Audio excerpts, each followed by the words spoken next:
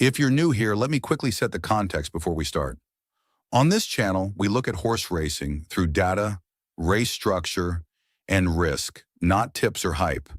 Instead of jumping straight to who will win, we slow things down and first ask, which runners cannot win and why? You'll see an Excel sheet on screen during the stream. Think of this as the engine that runs the analysis here. It's a proprietary model we've developed to understand how a race is shaped, not just who looks good on a race card. By combining pressure, pace, distance, class, and competition, the engine helps us see where a race is stable and where forcing a pick would be risky. When the signals line up, we act. When they don't, the engine tells us to step back and explain the risk instead. You can use the timestamps below to follow the analysis race by race. Welcome to the Grandstand Gazette, data-driven horse racing analysis, educational use only. No betting advice. Full disclaimer in the description.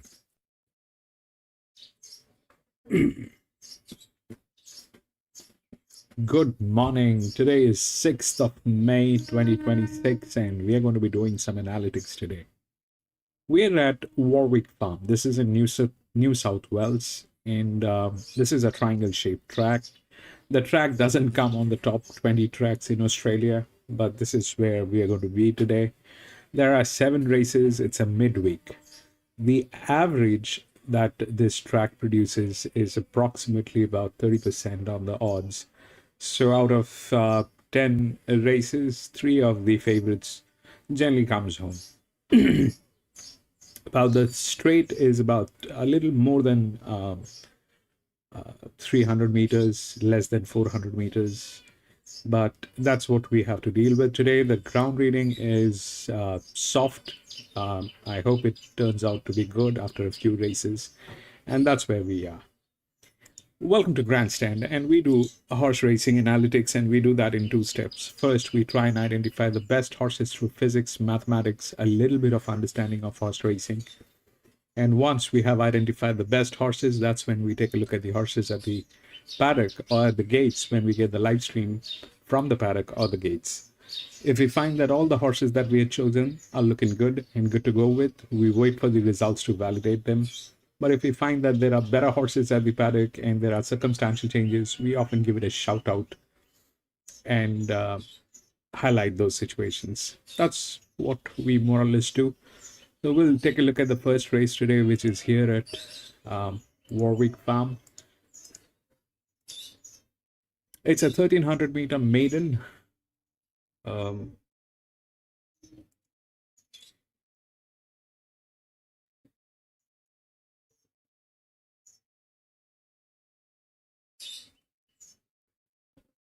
A few scratchings, 3, 7, 8.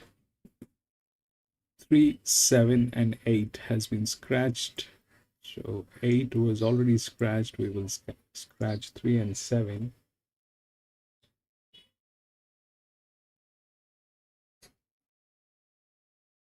Three and 7. Okay. We'll take a look at the gate numbers.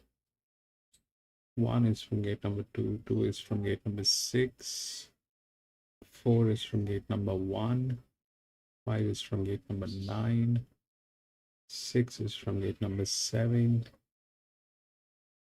9 is from gate number 4, 10 is from gate number 3. All right.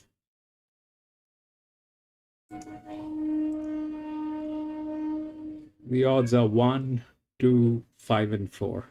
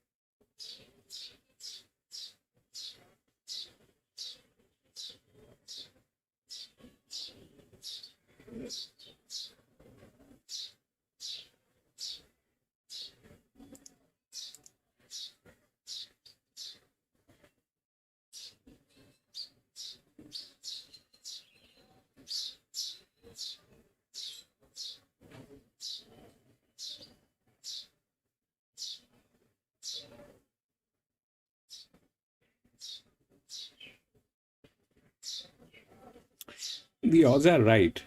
Okay. Well, the odds are right. But here's the thing. So both of them are 57.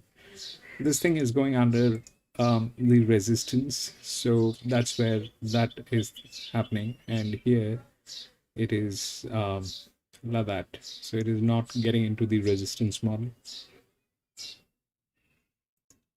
So that's where the 2 comes up. Okay. Now I made some changes here and I had a little time. So we worked out a few things and I'll explain them once we have crossed these 2 races. We'll see how things work and we'll talk about them. But so far the odds are right, but the problem is 1 is like that. So I think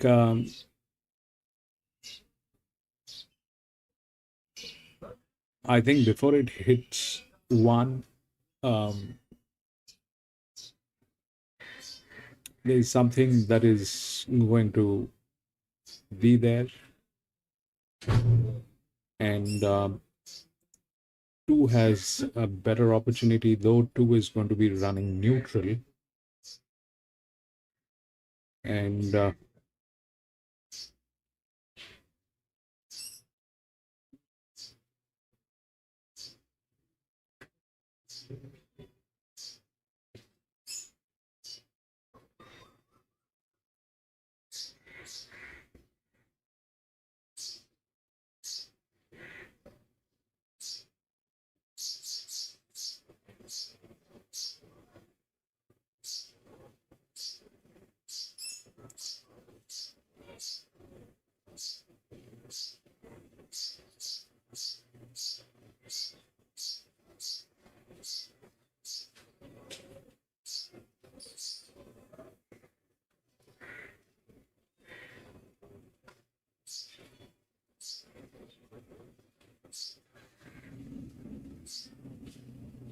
the 4 has an issue with the form line. So we'll see how things work. Okay, the 1 is under stress, we know that. So that's the resistance which is working. 2 doesn't have the resistance, and it is going to run neutral. Those are the 2 horses which are challenging. This challenge is less, this is higher. So we'll see how things work, and these are all drop-in classes. So yeah, I mean, technically speaking, 1 is the favorite because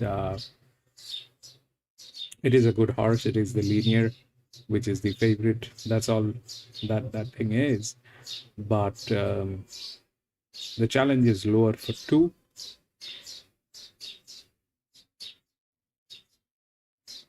But at the same time, it becomes a wider gate. So how that works, we will see. But 2 has more possibilities of winning. We'll see how things work. Lee! 2, I guess. I don't know. This is the first one. I'm not going to get into it.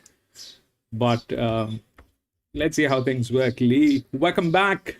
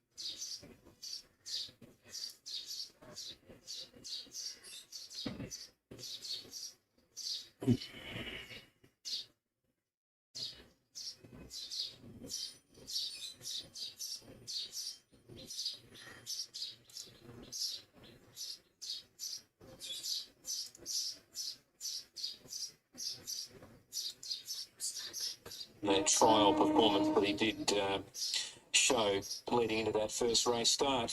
So 420 Musical Sunset, she's coming off the second first start, so she's certainly got a bit of speaking in the market. There's plenty with a hope though, even some dirty gold, there's been money there, $10 down to 7. Norheim drifting away, that's got out to $5 here for race number 1. So all too elegant's gone in, Defy Gravity's about to come in, Norheim's gone up. So half the field in. Of course, the last double week of the carnival this week in SA. The window on Saturday. Things are out for that match. It's a 9-race card as Ontario goes in. Yeah, solid card on the Saturday. Really good program there for Goodwood Day. 16 in the feature sprint race. Now it is overboard. An emergency is going to start in this. I've got Defy Gravity about to take its position. Rudder Dash about to come in. Jason Holder. Rudder Dash goes up. I'm going to leave Bilk and Dirty Gold. And I'll be ready to run in the first of 8 races here at Murray Bridge. So Dirty Gold has gone in. Bilk to complete the line. And the first in Murray Bridge is about to get underway. Stand by for a start here. One more to come in. It's the favourite Bilk. Once it's loaded, they'll be set for the opener. Musical Sunset, best back to beat. Right, second, first up. There's 4 debutants in this. Defy Gravity is one of those. As Bilk now comes up. The start will be appearing in a moment because they're all in. That's the starter. Favourite is Bilk. They're all ready. Set to run. I stand well. Seems to be. Singing the first. But all homeowners feel like 30 gold back the last with the flag grabs. And up on Ontario again here. Making it to the inside and burning up, then came overboard. 4th placing Gentleman Zack and around it Musical Sunset. All 2 elegants on the fence, squeezed up between those Bellemontane. Then Rudder Dash, Bill gets back last and right out on the track. From Defy Gravity and on the fence, Dirty Gold. Norheim is able to split through and hold the lead as they turn the corner. Let's try next out Ontario. 3 wide Musical Sunset, 4 out Rudder Dash, right down the outside Bill. With the white caps got about 3 to make up, and Dirty Gold's trying to force out into the clear of the 4 line. Inside the 3 now, and still is Norheim, but a Rudder Dash is leading alongside solidly. Running on Dirty Gold, but the Rudder Dash for holding the lead. Inside the 15, Norheim's coming back at Rudder Dash. Norheim came back to the campus, Rudder Dash out of cold. That's right, third Musical Sunset. Dirty Gold next in from further back in the field came overboard. Then also elegant start Ontario. Further back was Defy Gravity Bilk and Gentleman Zack last in. So Norheim has come back, but it looks like it was clearly going to be run down and headed off there by Rudder Dash, who loomed alongside, certainly got its nose or head in front, but Norheim has come back strongly here. Under the urgings of Harry Graves, is having a good time of things in SA at the moment, Harry. took a couple of winners last weekend. And Norheim has responded when it had to. Radash certainly looked the winner there at the 100. Norheim has killed us. The urgings there of Warwick race to outstay Radash.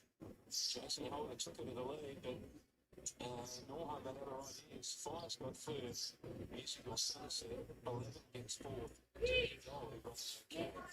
So 3, 7, 5 and 11. Favourite Duke. Every chance there. Can't get the outside, but just didn't run on. Norheim wins there at Murray Bridge, and that wraps up proceedings there. So we'll get numbers shortly. So tomorrow. $1.22 about Unleashing Miami. We've got the green light. The money is rolling. We're ready to go tomorrow. Race number 2. The favourite into racing. Unleashing Miami got out okay. It's got speed from searching forward as well. West side ball. Resisting the urge, getting shuffled back was Miss Fahrenheit towards the tail dance on. Unleashing Miami still in front down on the inside, perfectly challenging and closing on those with Rogue with me. Rogue is me, Unleashing Miami too. Unleashing Miami beat Rogue is me soon. Was perfectly. Then comes back and Fahrenheit makes it round from dark loss. West side and resist the urge. Unleashed in Miami. The favourite gets home, made 79 the run. Will be the fast finishing Rogue Izmir. Number 7, I fancy. 2, 7 and 5 will be numbers. Unleashing Miami will turn around at $30. Rogue Izmir numbers second at $2.30. $10.50 for the 5. 2, 7, 5 and 6. The numbers are 2, 7, 5 and 2, 7, 5. 6, 2, 7, 5 and 6 at Samora, No Bridge, 3, 7, 5 and 11. And that audio there is just the other names out there. My God, playing the horse one, Bruce from Leagues, that would have been good. But Norheim off the canvas, And Nathan goes wins the 10. That's what so that's what happens when the lights aren't on here. We're just like, we're at home watching the races, trying to find a winner. Yeah, that was a big win. Norheim fought back. It was gone. Now, Not too far away from Warwick Farm, and this has been well backed this favourite day. I think it's one of the best backed runners of the day. Graffiti Tycoon. Lee, one is the favorite. 55 now. Adrian, do you know much about this runner? should have won last start. Tom Chung had him on the program before it ran at Canterbury, and he said he did warn the punters. It doesn't do everything right. He's pretty progressive horse. I mean, he should be breaking his maiden today. So, yeah, hopefully he can do everything right for the punters at the short price. Beautiful. Thank you very much for that. Yeah, my mate says texting here. The doctor, he goes, he keeps them to himself, thankfully. Yeah. Everything the doctor's going to be. I think he gave you this last time, Graffiti Tycoon. Yeah, he said $1.80 good price. Hey, Mike Wood's going the one here. Luke Marlowe is going the one as well. We might go to the trackside team. John Gatfield on Sky Racing 1 today. Gathers. Beautiful. Pitching out on side off, ball turning. He'll just toss a few up, Gathers, and I tell you what, he'll be getting wickets galore. Let's go out to Luke Marlowe for an update with this market. Luke, what's happening here for Graffiti Tycoon, if you're there? You're an idiot. You really are just on fire, Stanley. He's a ball turning, pitching turning, loving. I don't know what you mean by that, but that's very funny. The famous warning ball, obviously, and Mike Mick Gang, but I've just nicknamed him Gadders. John Gatfield is now known as Gadders. There you go. Ball of the century. Love it, yes. Graffiti Tycoon $1.55 in the first year. As Adrian said, it should have won last start, missed the kick. But will he do it again? Let's hope not if you're on it. I think if he jumps and does everything right, sure, he's going to be hard to beat. He did run the best last 200 at the meeting last time out. 2 Condone, $4.80. Then you're out to 9 or longer. The others headed by 5 Clan William. Consas $12, horse number 6. And the rest 14 or longer. Jamie Mellon was down to right here today, boys, but I don't know what happened. Transport difficulties. Mate, every time it's found up. If I can see some synergy with Ultra Tune or one of those Bob Jane T-Marts, a lot of car troubles. Jamie has a lot of car was getting to Well, she would play. have to fly, you'd assume, from Melbourne. So, But anyway, so check out the thing she trialled in the third, guys, when you get off air. La Barita, its name is. That's why she was coming today. It jumped out very well. And the J-Mac ride in that race, Samaria DS, it looks to go good too. Adrian, it's well related, this Labarita, isn't it? Yeah, it's in the Virage de Fortune family. Yeah. It's At the very for the first year at Warwick. So yeah, I went through the pedigree yesterday, so it's transport difficulty. Anyway, that's still got me. She didn't show up. It's the first one, Lee. Do we know? I don't Hopefully she see. shows up at the Gold Coast. I'll explain how things are. You know that this is under stress, okay? Warwick Farm race So one. that's Let's go there under now. stress. We'll see how that works, okay? That is the horse to beat. That is the horse to beat. But that's under stress. We'll Very see. pleasant here, trackside, soft 5 metre rail, 1,000 to the winning post, 3 metres the remainder. And we tick over to start time for the first. Last couple of runners coming in. So this favourite, he's drawn barrier 2. He was very sluggish into stride at Canterbury. We'll see how he gets away here. The $1.60 favourite, Graffiti Tycoon. Ready now.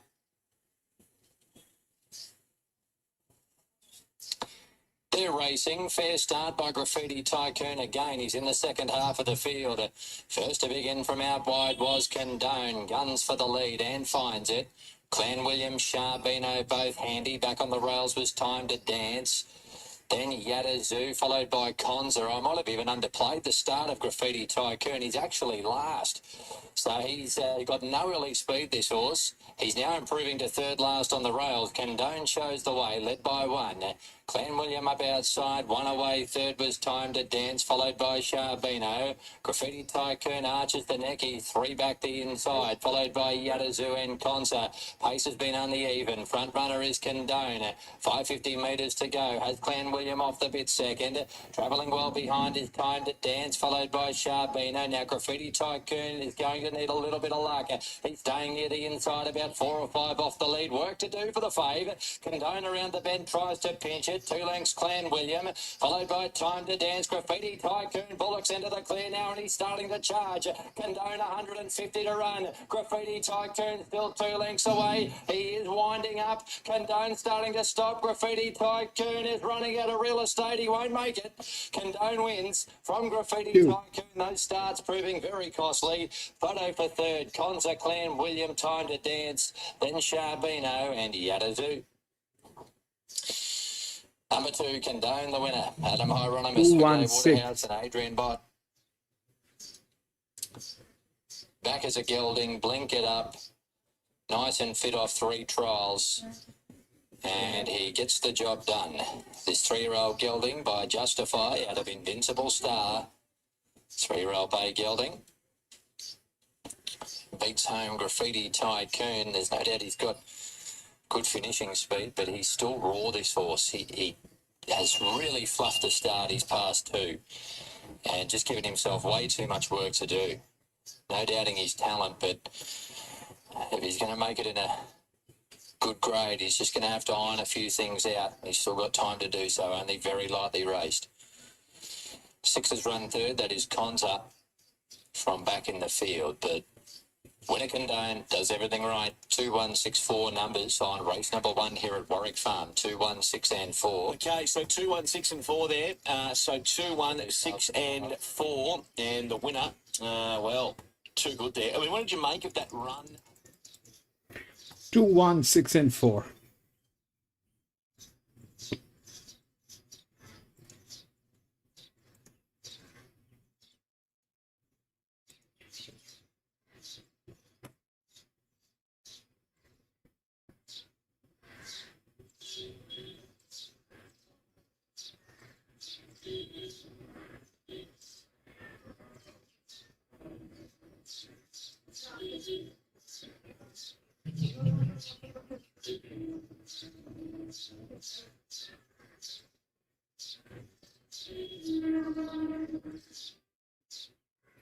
The the 4 was the right odd for the third, maybe, but it did not have the form line to do this today. Well, that's more or less what happened. So the 2 went through. We'll go to the next. And I will explain what is happening here once we have covered these 2 races. And on the third one, fourth one, let me just check if they're falling in place.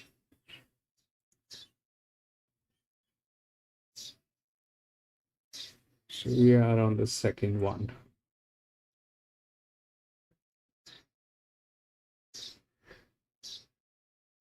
Four has been scratched.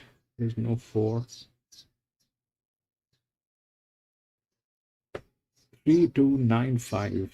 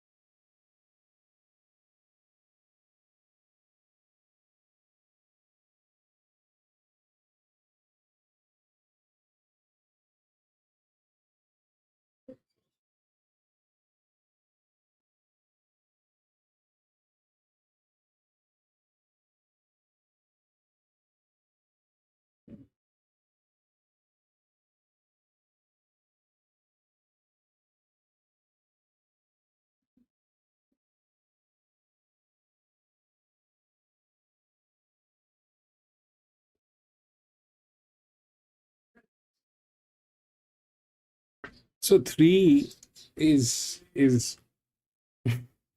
the outer drift, all right?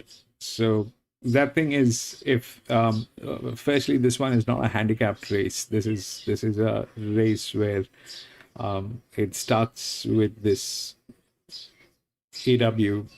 If we do that, it starts here, and we don't have the linears. Okay, so we don't have the linears in this one. Now,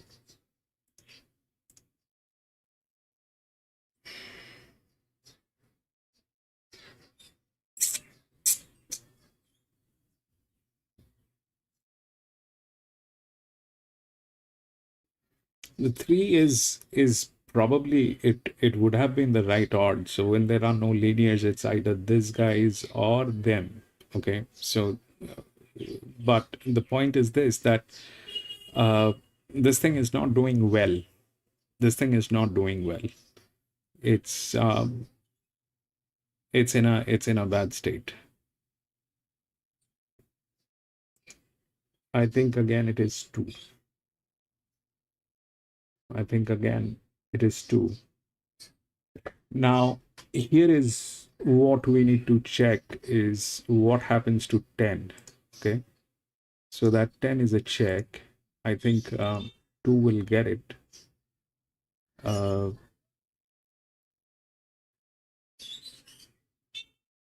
think 2 is going to get it, but if we look at the odds, then we have 3, 2, 9, and then 5. Okay, which is okay here, up here. That's we did not have these numbers for the maiden races so far, but today we have it, and we will see how things work. So that's that part of the story. Now, a couple of things that might happen, might go wrong here is this, that the 3 firstly is in a kind of a state which is very dicey to believe what will happen here. 2 is probably the right one. It is again going to run neutral. This one ran, the 2 ran neutral. It was a 57, did not have a problem. It's a 57.5, should not be a problem with neutral. That's where that stands. Now, where does it fall? Because that's a pressure. Okay. Now the pressure has to fall. It will fall where? That's what I am not sure of, where it will fall. It can go here, the 5, which is right.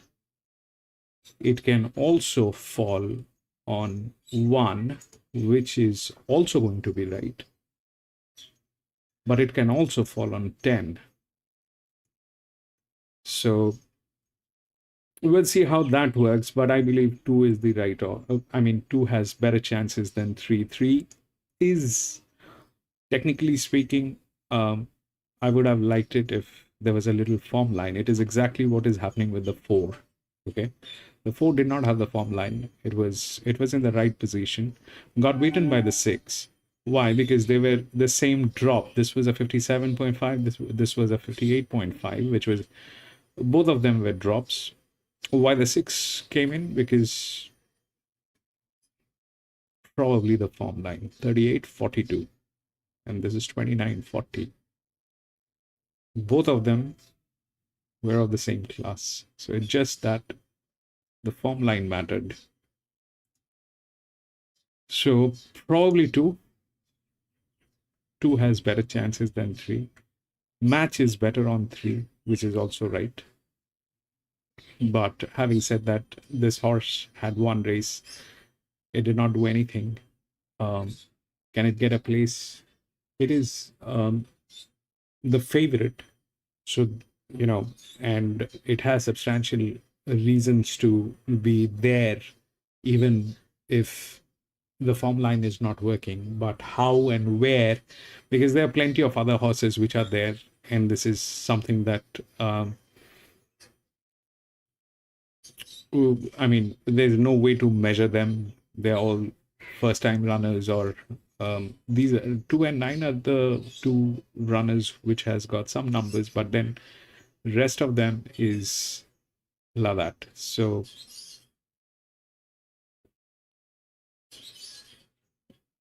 we'll see how that works. Rexy, Rat Minister, welcome back, my friend. Long time.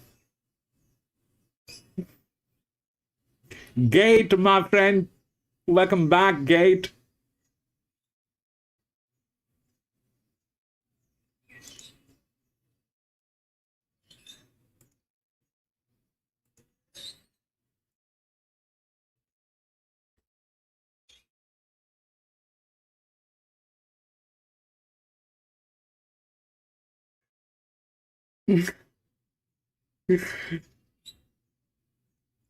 How is kiddo?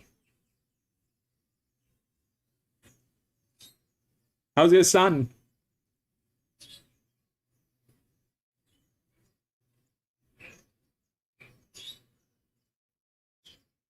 He must have grown up. The last time I spoke to him was back in 2023, I think. 3 years ago. 23 or 24, I don't remember, but quite some time ago.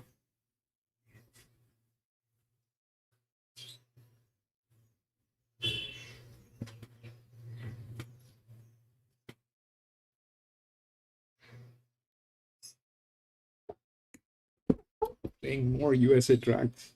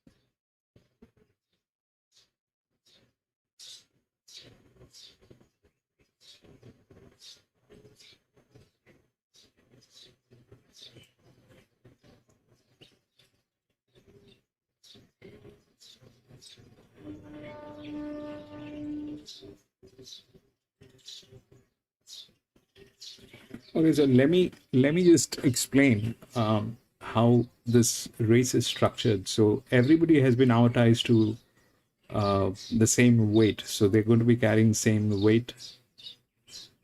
It's a set weight, and because of that, they have been amortized. So this is not a genuine drop. Okay, this practically is not a genuine drop.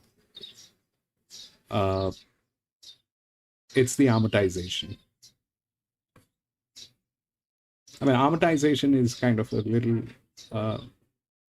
financial term, but that's the closest I got. So that's that.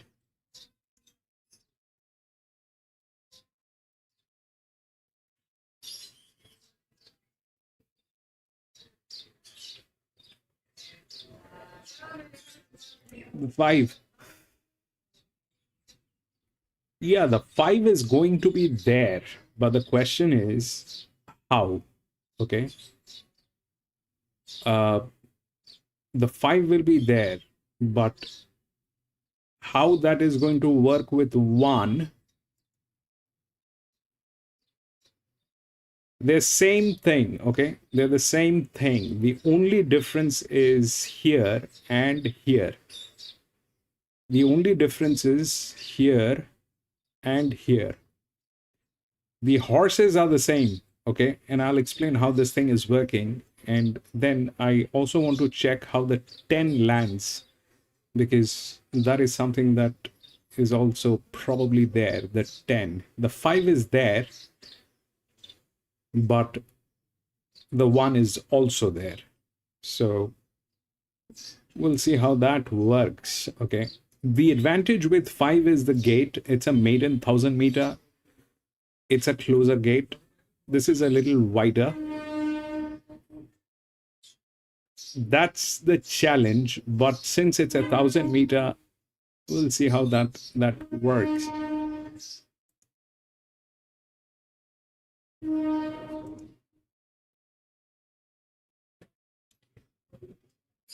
Yeah, that's true.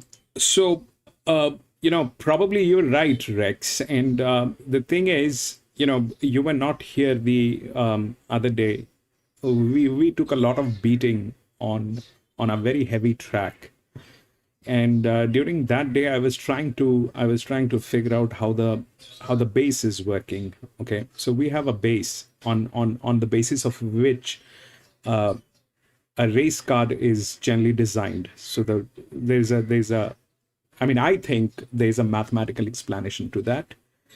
and mathematically there has to be a way, because it cannot be random that you put a horse number 1 and then a horse number 2. You can't do that randomly. There has to be a reason why you put a number on a horse, and that's why we have something called a base. So when we look at the base, and then I was trying to monitor the base, though it was a very heavy track, and we took a lot of beating on that track the other day. So what I have done here is a little arrangement to figure out, how that thing lines up, and but few things that we know is when it gets into the stress model, that is stress. Here everything is blank, so there's no point talking about stress. But 3 has a lot of room, so does 8. We know that an EW, this is an EW. Both of them are EWs. They're practically the same horse. They're on 56. Both, they have practically the same numbers. Where it is going a little different is here and here. And we'll also see what happens to 10. So that's that part of the story. We'll repeat the same thing here as well on the third one. And we'll see how that works.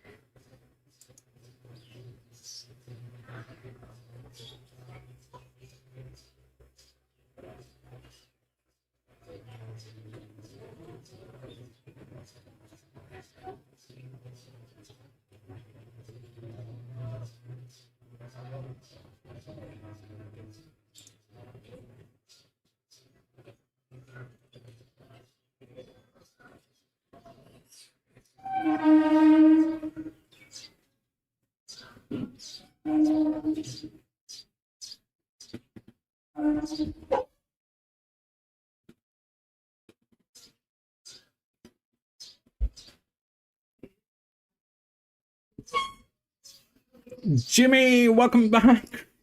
Yeah, we've got our rat minister today. So, gentlemen, Rexy has always been the rat minister in this channel. So, if you have any questions about which horse might be a rat, he's the guy to ask. He is very, very clever in finding the right rats.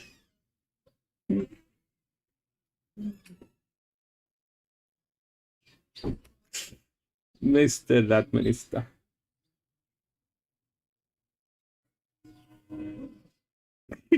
The Rat King.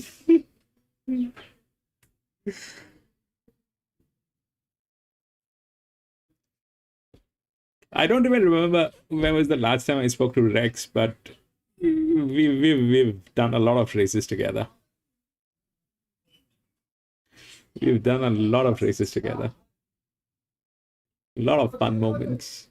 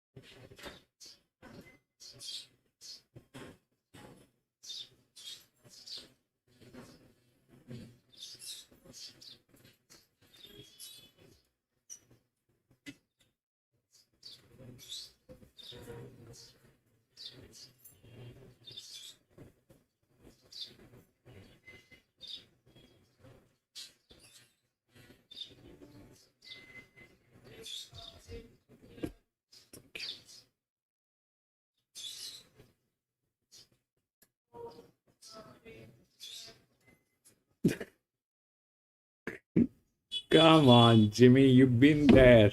You've like how many years now? 3 years constantly. The only time you were missing when Trump came into office.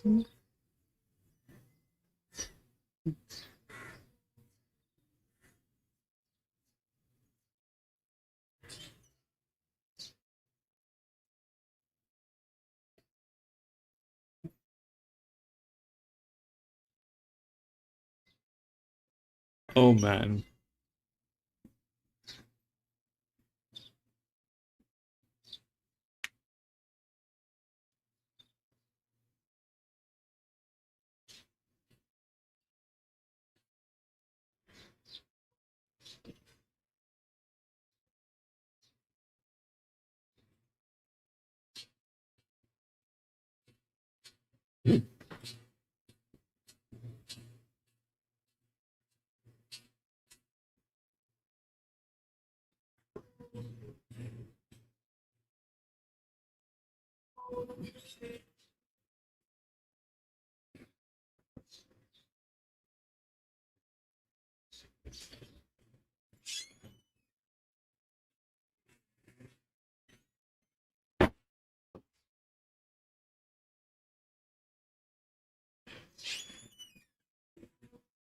Away, race number 4, Grand Final, the small field of 4.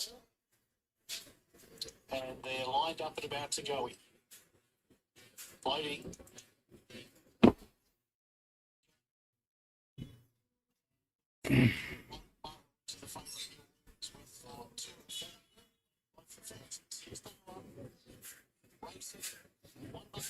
We all do that. I mean, we all need that, Jimmy. We all need a few hours away from every nonsense we are all neck deep into. We all need that little time for ourselves.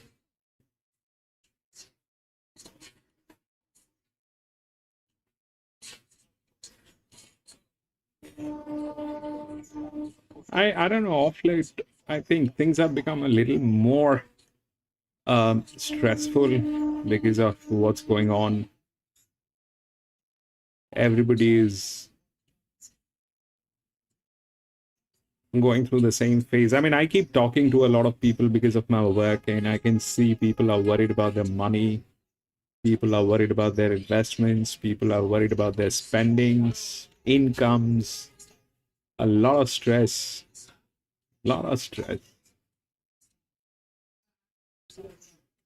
Everybody is worried. That's a problem.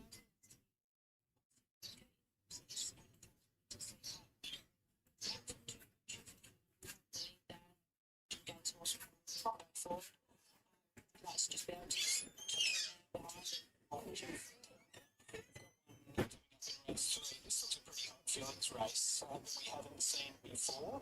The mum, positive problems. This one, Okay, 2 is now favorite. I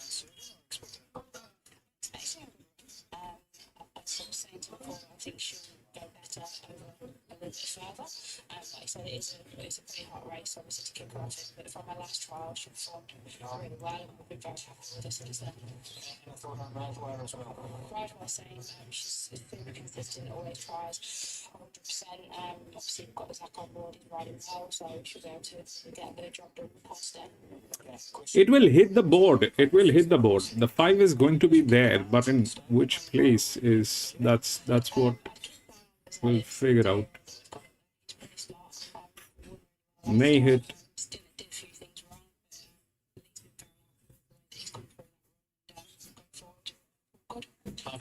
Thank you. Now, Alan, as I come to you, so you actually asked whether you could interview her rather than me, so as we head your way, it's nice to see you. It will hit the board. Just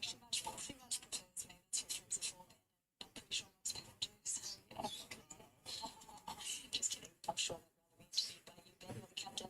I'm going with a trifecta play here, so this is my new favourite thing. I've left the favourite out around new favourite, which could have been a bad idea, but I was really taken by Portico, more so just his overall demeanour. He's on the smaller side, but he's got good strength. He's improved since I saw him 2 starts ago. I didn't get to see him last start there at Hawkesbury, but the stable have been really pleased with him, and I just like it that he's very casual, laid-back, customer desired. It does set up well for him, so he's in my box trifecta as his first act. So this is a horse who obviously we haven't seen yet. He's on debut, well bred, the Vinny Colt. He's a beautiful mover. I think he's one to watch going forward, but I think he could surprise and run a really bold race today. And then Celtic Spy, as you'd expect from the stable, looking forward for today's assignment. Who will win?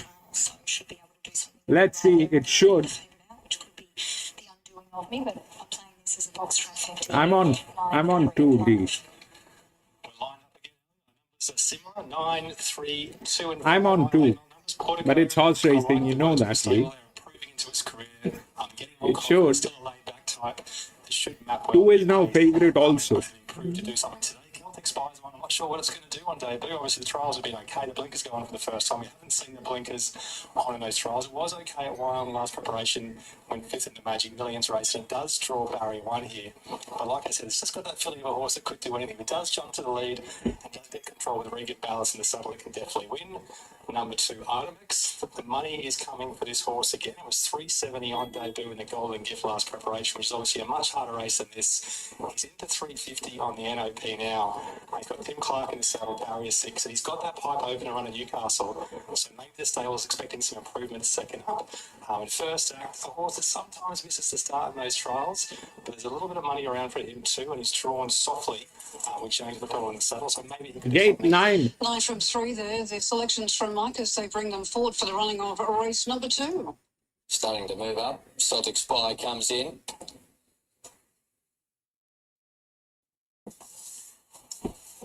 Next horse to move forward will be Iron Rebel.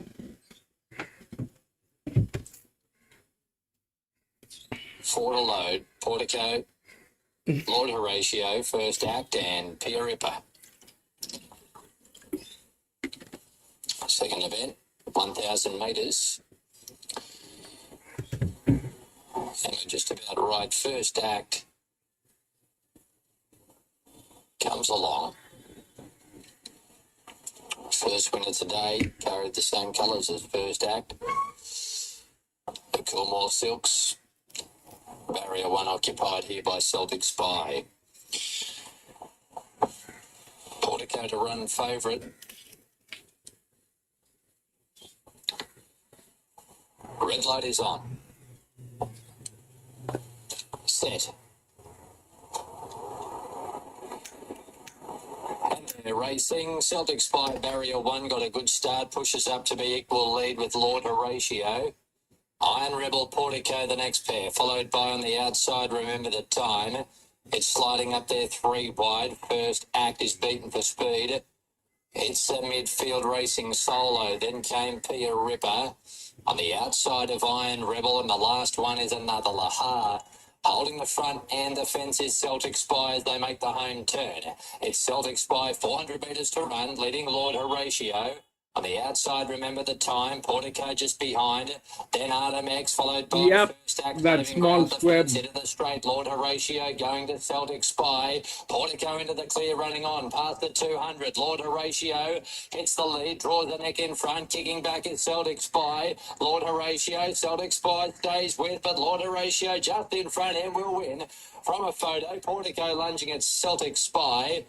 Fourth between Artemis and first act, then Iron Rebel, followed by Another Lahar. Well back then was Remember the Time and Pia Ripper. Number 7, Lord Horatio. Yeah, 7. Dylan Gibbons, Tom Charlton sits outside the lead and proves too good. Nice recent trial winner. 2-year-old colt by Stay Inside out of Murchison. And we've got number 7, Lord Horatio at 8.10 and 2.60 for Dylan Gibbons. The photo for the minors will be confirmed in just a moment. Ellerslie, they're about to move in. And 3, which is Lydia Park at 3.40 and from 3.90 with 2 Hell Island, $5. 6 Ample Dodger into 6. It's been back to 11 Show American, $9.50. The on-top tip here is number 2 Hell Island. And we've got a replay tomorrow.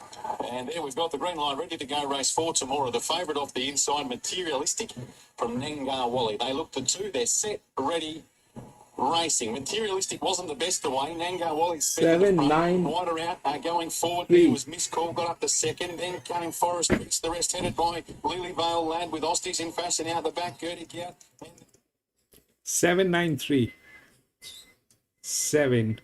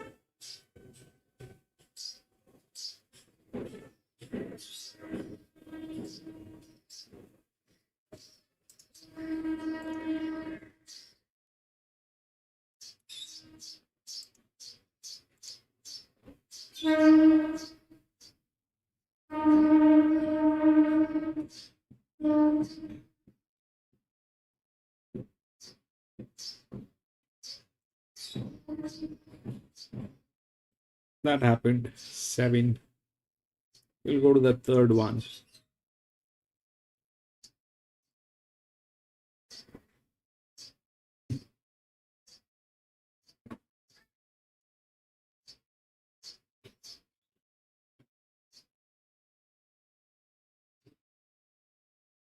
Two, 5, 8, and 14 all scratched.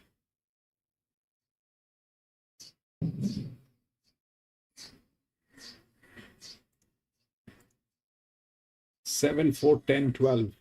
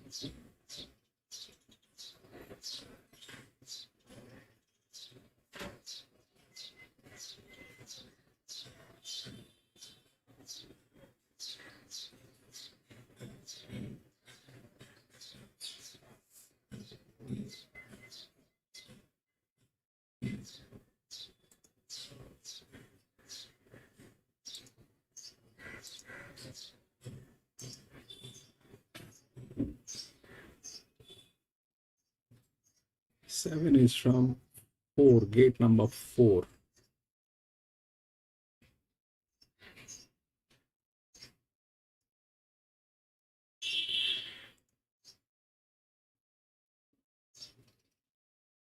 Four is from gate number 11. 10 is from gate number 6.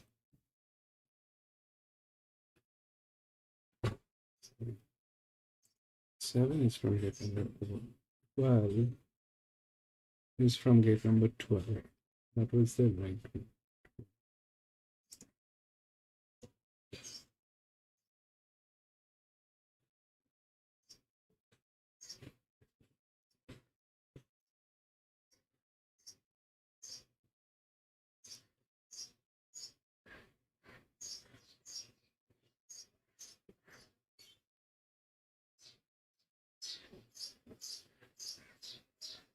7932 is the result. 7932. Okay. 7, 9, 3, and 2. Okay.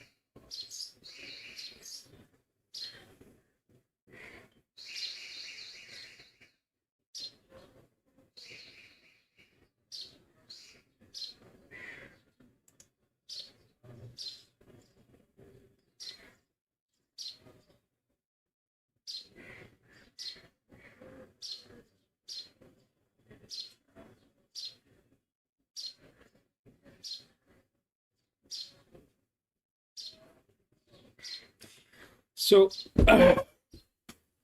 let me put this thing. So we were talking about 5, okay?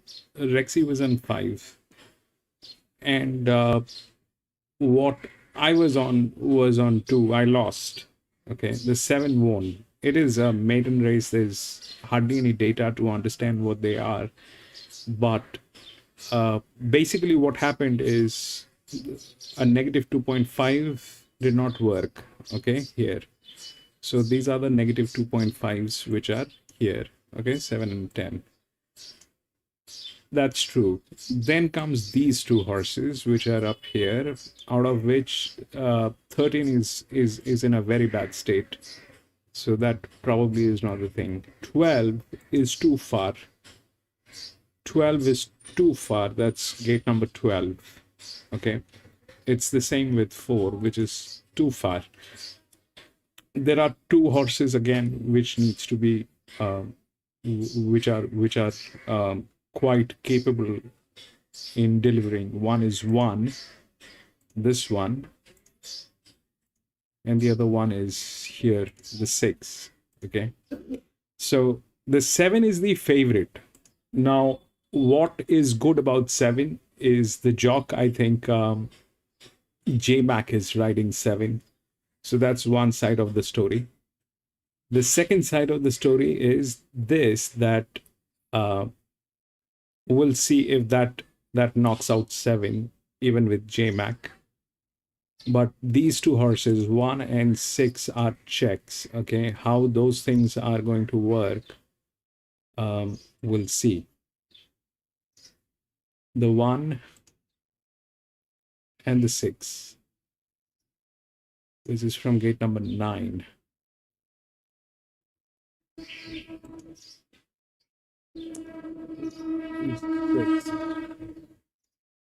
The 7 is the favorite.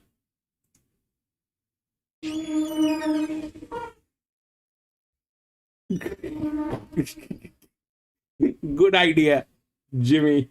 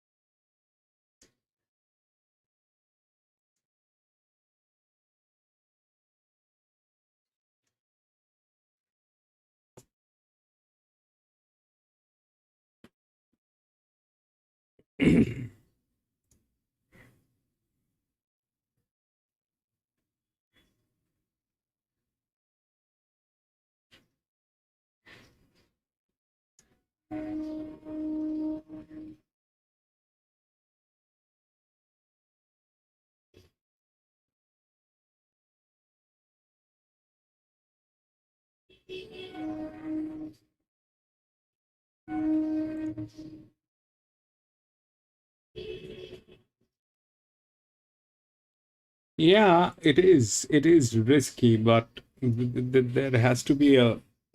I mean, everything in horse racing is risky because at the end of the day, they are horses, and they can do a lot of stuff. They can do a lot of stuff. And those are 29. This is 28 here. 25, 25. Then here it is that and that. 7. In the 7 they go on the 8.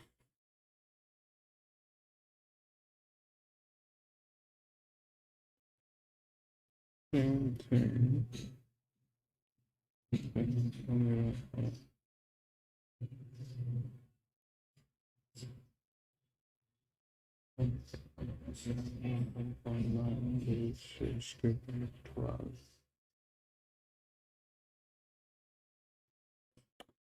The 12 is actually a very good horse, but it is in a very difficult. Very good horse is in like this is the only horse which is challenging. Okay, this one is rest everybody is 0 0 0 0 0. This one is the one which is challenging. So that's a good sign, which is good. That is also an EW, which means it has some chances of doing something nice. That's that part of the story. But what happens here is this, that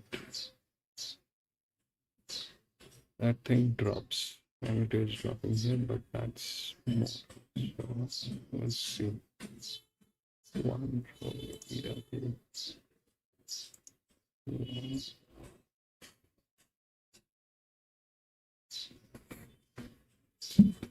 EW1.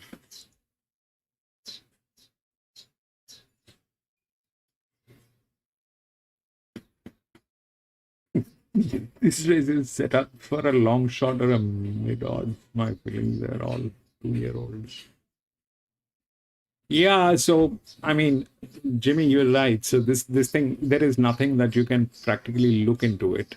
All right, there is nothing that you can practically look into it. There's nothing. So that's one way of how things are. The other thing is this, that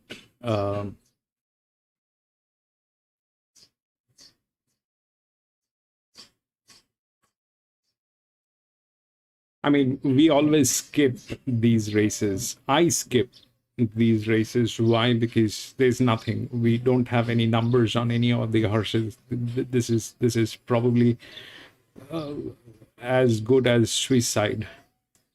So this one is better to stay away from. This one is like that. Whether that'll run is a major question. So here it was the same thing with the two that just did not do anything. Plus now I have another section to look at, so that happened. The 5 was here, that did not do anything. The 7 came in next, so that was there with 1.5. 2 got down because of the quant or the load value. Something has knocked out 2, which I don't know what, but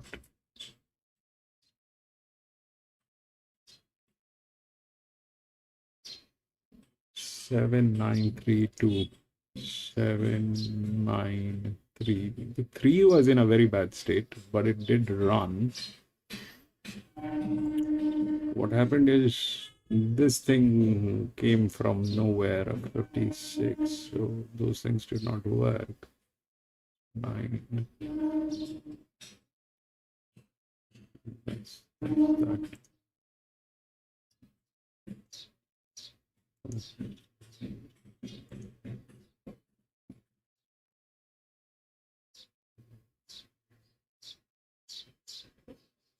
Delay the favorite.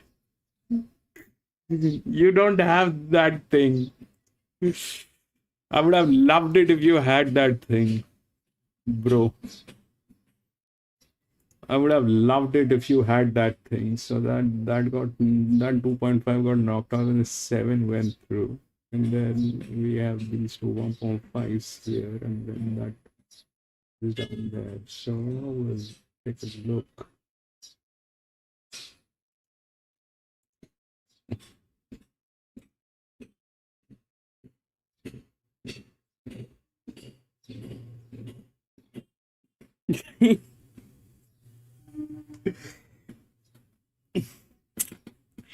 You know, the worst part of being in the management is this, that you are in a position where you have to do a lot of stuff that you know from the bottom of your heart that either those things do not exist or you're just lying. So that's one downside of being a part of the management. And you have to keep that poker face. And nothing has happened. And even if it is wrong everywhere, you have to say nothing is wrong, even though everything is upside down.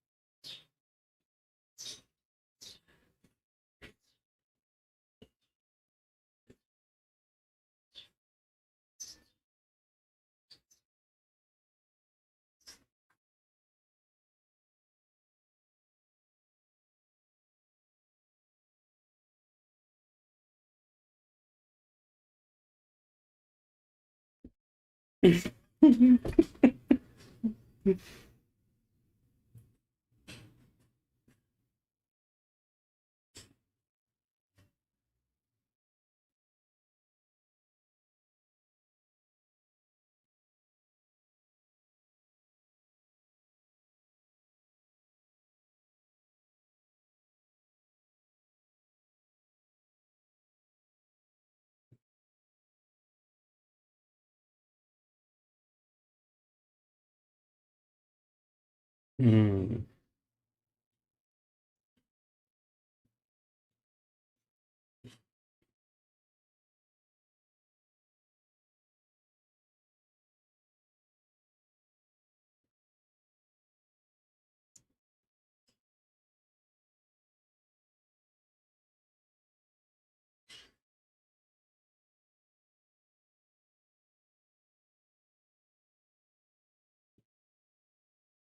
That happens, bro. That happens. There are things that you can't accept. There are things that you can't deal with.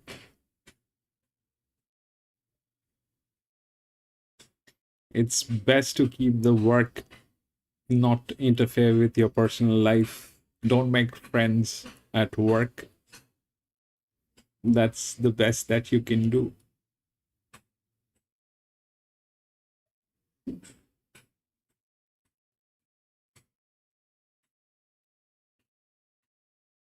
When you do not make friends, you do not feel bad at work. for firing them.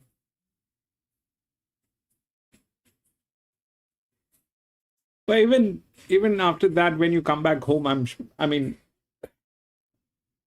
those are the things that you can't avoid. I mean, I've gone through that, so I know what you're talking about. When you come back home after that, you do feel that something today shouldn't have happened, but you can't help it.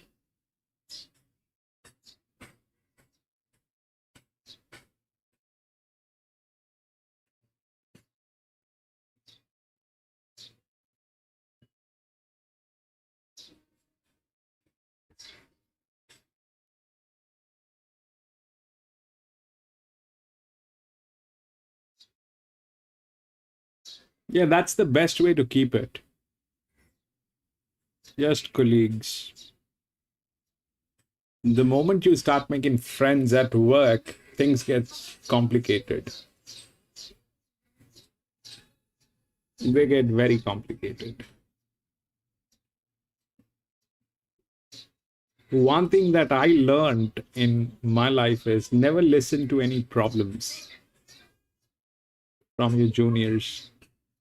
The moment you heard their problems, that problem does not belong to them anymore. That's a problem you have now. If the guy says, Jimmy, I have a problem. I get diarrhea every morning. And you say, oh, I'm so sorry that you get diarrhea every morning.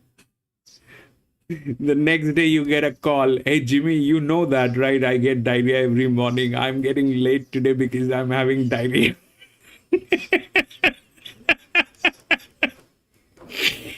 You can't help it, bro. That's how it is.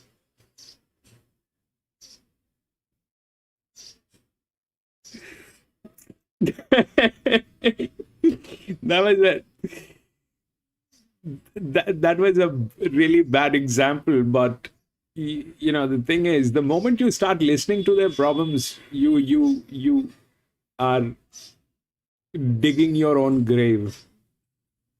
That problem does not belong to them anymore. It comes to you. It becomes your problem.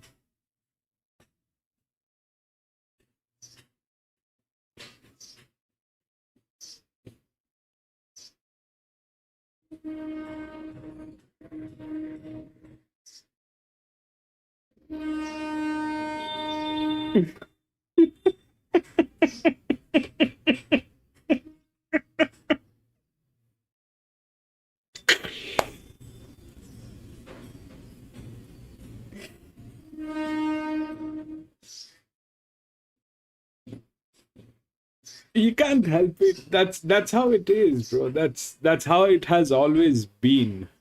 That's how it has always been.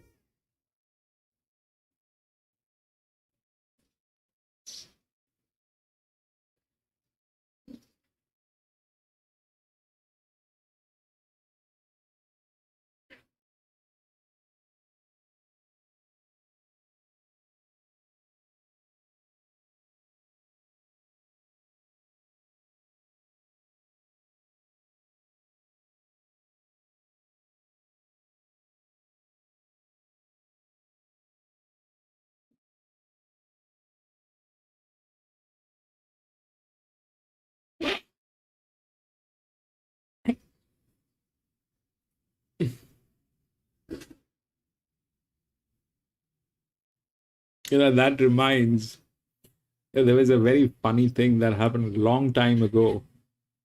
So back then I used to work for a company, and my boss used to make me work like nobody's business, And the thing was, he figured out that I used to write well in English.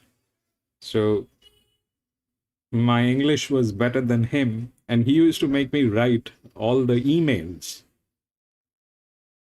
Every day he used to make me write his EOD, end of day emails and reportings and everything. After my work is done, I had to do his work. So one day he made me write that email, and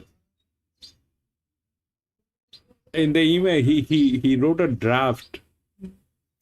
He wrote a draft of that email, and in that draft he wrote if I mean within inverted commas, he wrote that if this persists, it is going to be deadly.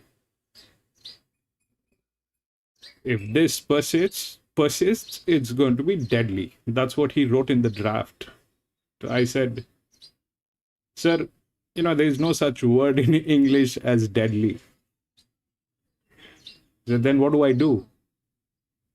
I said, you have to replace that word. He said, you replace it. I said, you want something which goes rhyming with deadly? He said, yes. So I changed the sentence and I wrote, if this persists, the situation is going to be Bruce Lee. And I asked him, check the email before you send it. He didn't even check it, he sent it. And that was the last day he asked me to write any emails. That was the last day. I said, it's not going to be deadly, it's going to be Bruce Lee.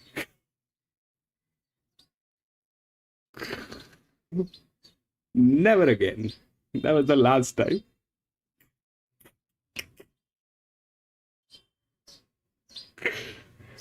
And he asked me, how did that happen? Why did you write Bruce Lee?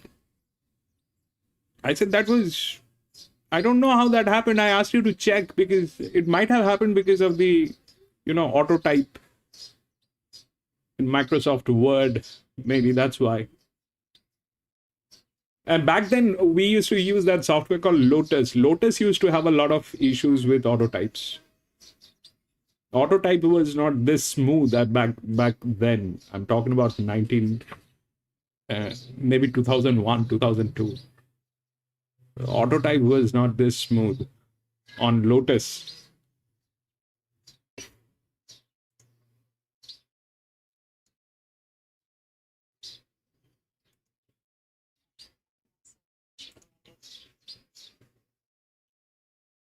Because the other horse He was furious, bro.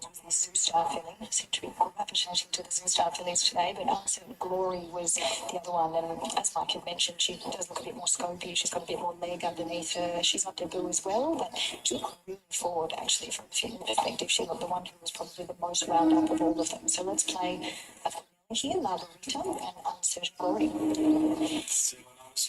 But we need to get a winner soon. Number 4, Lavarita on top from 7, 10 and 1. 4, 7, 10, 1 for Mike. And at Murray Bridge, number 6, Rio Hope at the Greys, 210 in from 260. 8, Cheat Code, 310 and 1, Cerise, 480. Mark likes the 6, Rio Hope. And we're about to get underway at Port Perry with Lachlan Stace as he takes a look at race 1. Hi, Lachlan. Yeah, hi Mercedes. Race number 1 of 6 here on a sunny afternoon so far at Port Perry. Chicago Craze number 3 is $2.20 into $2. Golden Skies number 4, $3.10 out to $3.80. And money here for the 5. Canadell Succeed 8 into $4.80. Trogger Stand over 2015 to kick us off. Chicago Craze number 3, my on topper, is racing well. It should be too strong for these. The first coming up in 3 minutes. In Cleve, Cooktown and Coonabarra. Nah.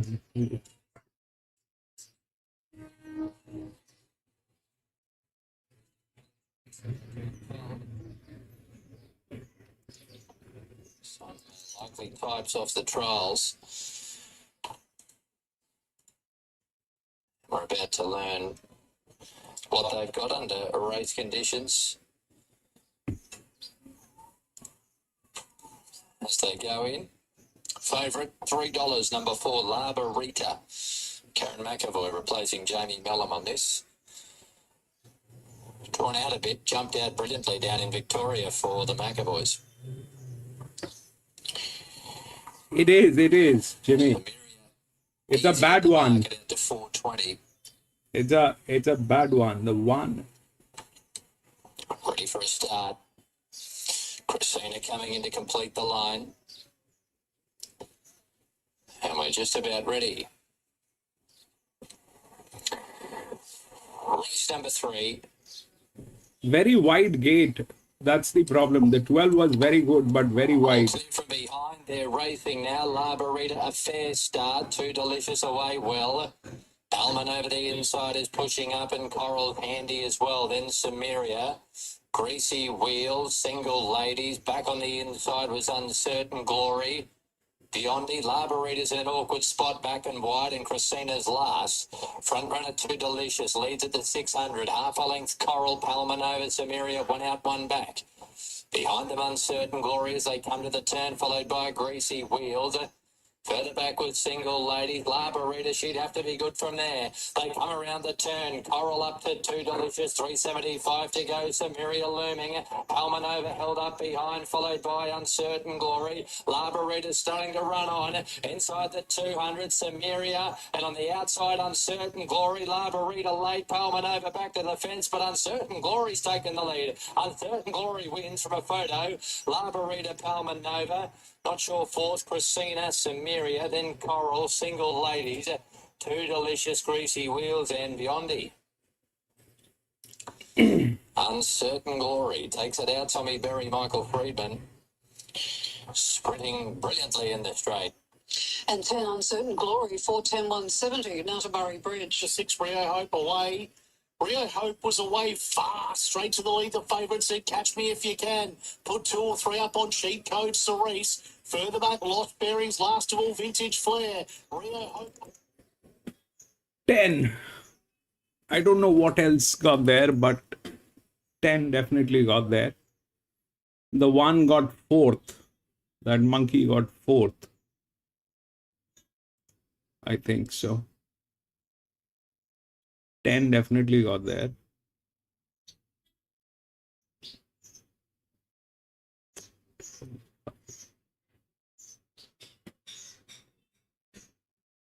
Seven did not get there. 1 got 4th. What happened to 6 is what we will figure out.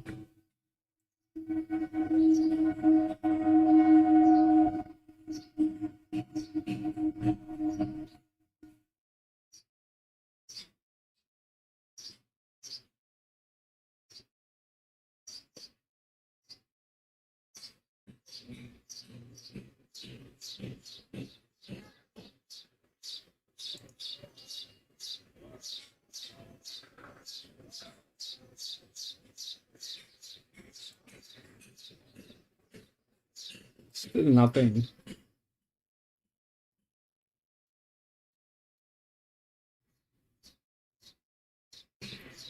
Ten, 13, 4, and 12.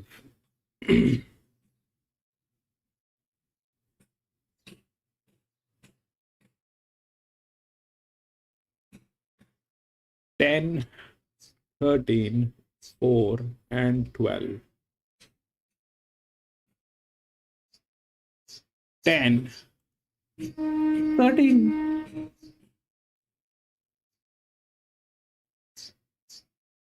4, and 12.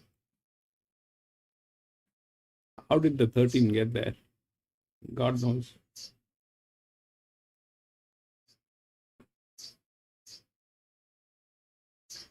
And how did the 1 fail is also something that I don't know.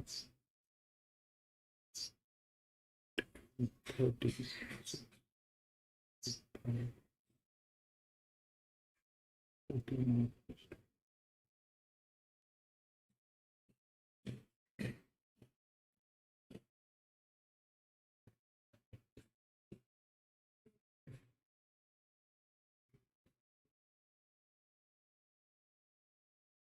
Anyway, we'll go to the next.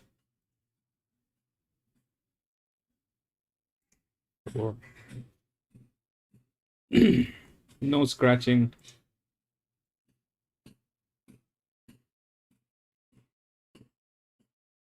One 6 4 7.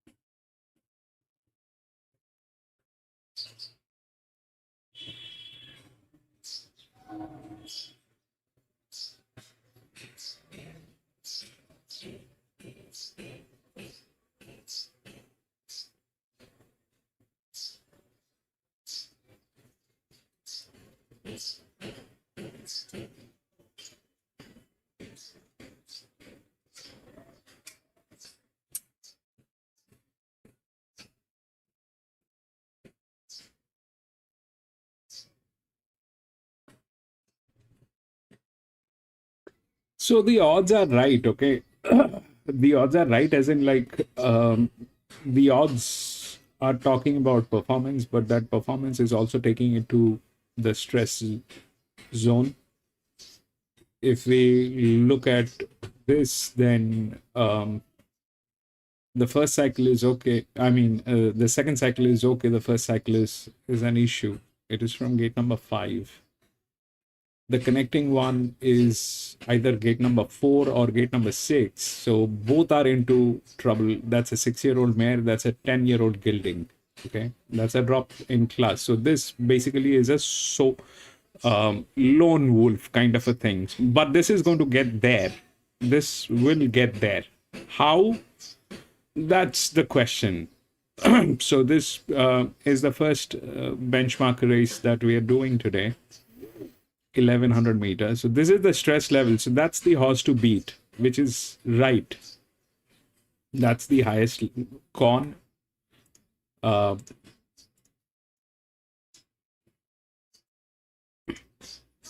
is the highest con. So that's right. Okay. That is not an issue.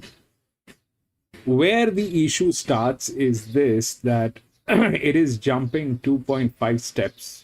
Okay, 2.5, 2.5 class above. That's where it is jumping. So now let's talk about what is happening here. Okay, so what happened in the last 2-3 races is that we have seen how the EFT works. Okay, now EFT is basically the effect. And there is a thing called fix. So what happens with the fix and the effect? So we already knew what the revised weight is. So this is where they're coming from, and this is where it is expected to be. So that's a 57.5 with a 2.5 kilo increment on that. It became 60. So that's 2.5 steps up. That makes it the top through the DICR. But what we have done, what we were missing so far is this, that what happens when there is a drop, because we were talking about this, and we were trying to figure out how to solve this. Breeze was here, and I spoke to some other people as well. So what happens is they do play up with the drop. They do play it with the drop. So how do the trainers play with the drop is they will put the horse into a drop in class, which will give them an advantage with the weight, and it increases the chances of the horse to win. Now, that is fair. Okay, but in that case, it becomes a one-sided flow. So what I'm trying to say is, as an outsider, I cannot change the recipe of the race.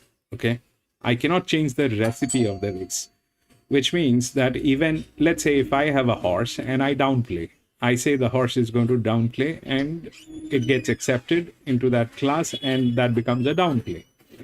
So when it becomes a downplay, that horse has an advantage over the other horses which are playing up. Okay, but that's only the trainer's part. Trainer can only do that part of the story, that they can play down.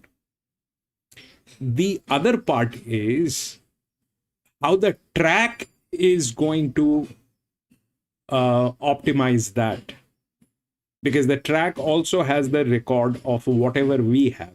Okay, so the track is not going to take only the value which is coming from the trainer, and even if they do it, they will optimize it so that it doesn't get the added advantage. And in order to do that, they will fix. I'm calling it a fix as of now. They will fix. Okay. And when they fix that, how the fix is coming? The fix is coming through here. The base. Okay. The fix is coming through the base. The base is the starting point of a horse. Where are they starting? So that is where the fix is coming from. So where the fix is, we know. And what happens if that fix comes into play? So that becomes like that. Okay. So the drop is like that, and after the fix, it becomes like that. Okay. On the effect. So that's that part of the story. Now, what happens when there is no drop and we see there is a higher effect? So how this generally should work is the highest effect or the highest fix probably cannot win. The highest fix probably cannot win. Why? Because that's a lot of optimization which has been done on that horse. Okay, we had that stress level which was generating here, and I did not know how to, I still don't know how to bypass this. I do not know.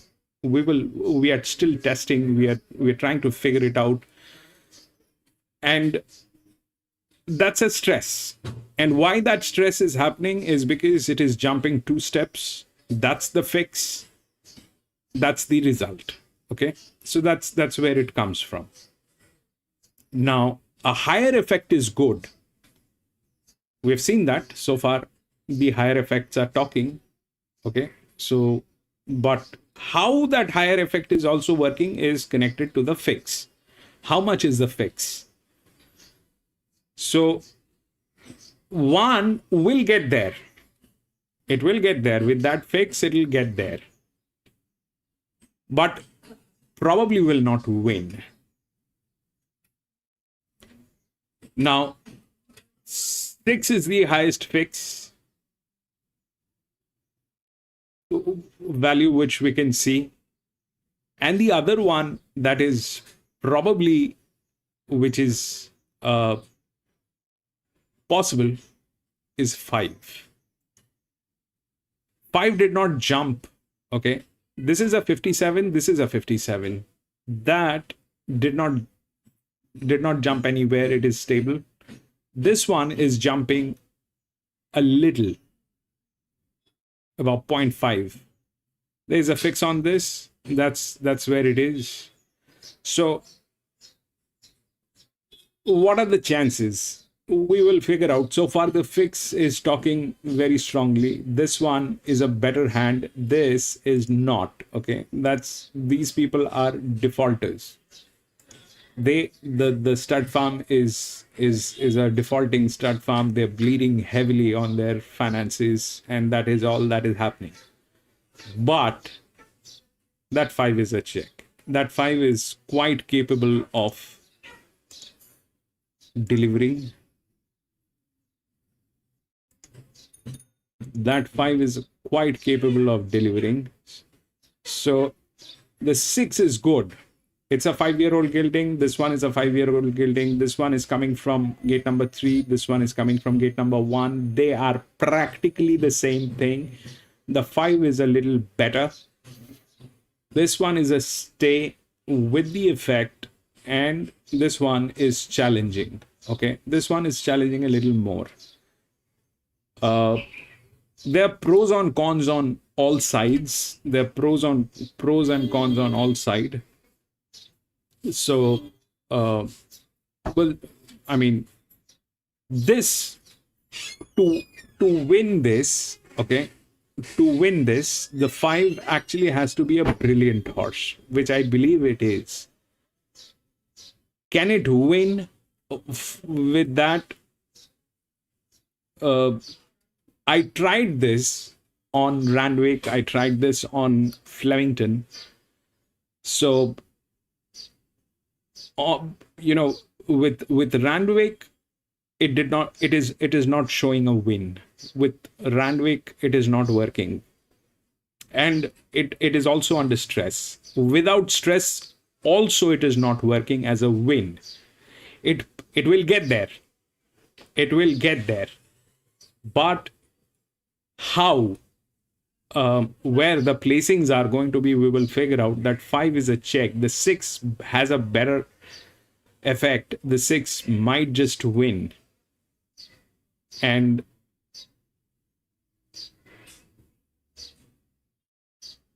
this one is under stress. Okay. So between 1 and 6, 6 has a better chances of winning. Between 6 and 5, the 5 has better chances of winning, but the 5 is a defaulter. Okay, the 5 is a defaulter. They have been defaulting. They have been the stud farm is defaulting in a major way. So they kind of are. This one is a very you know, to be on 5, you're practically working on a very slippery slope. You're walking on a very slippery slope if you're on 5, but that 5 is quite capable. So we'll see how that works. 1 is difficult to win. If that happens, that 1 is a fantastic horse. But technically, it is difficult.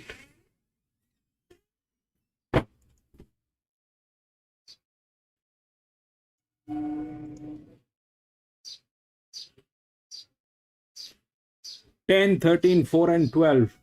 10, yeah, 10, 13, 4 and 12. Nothing worked there.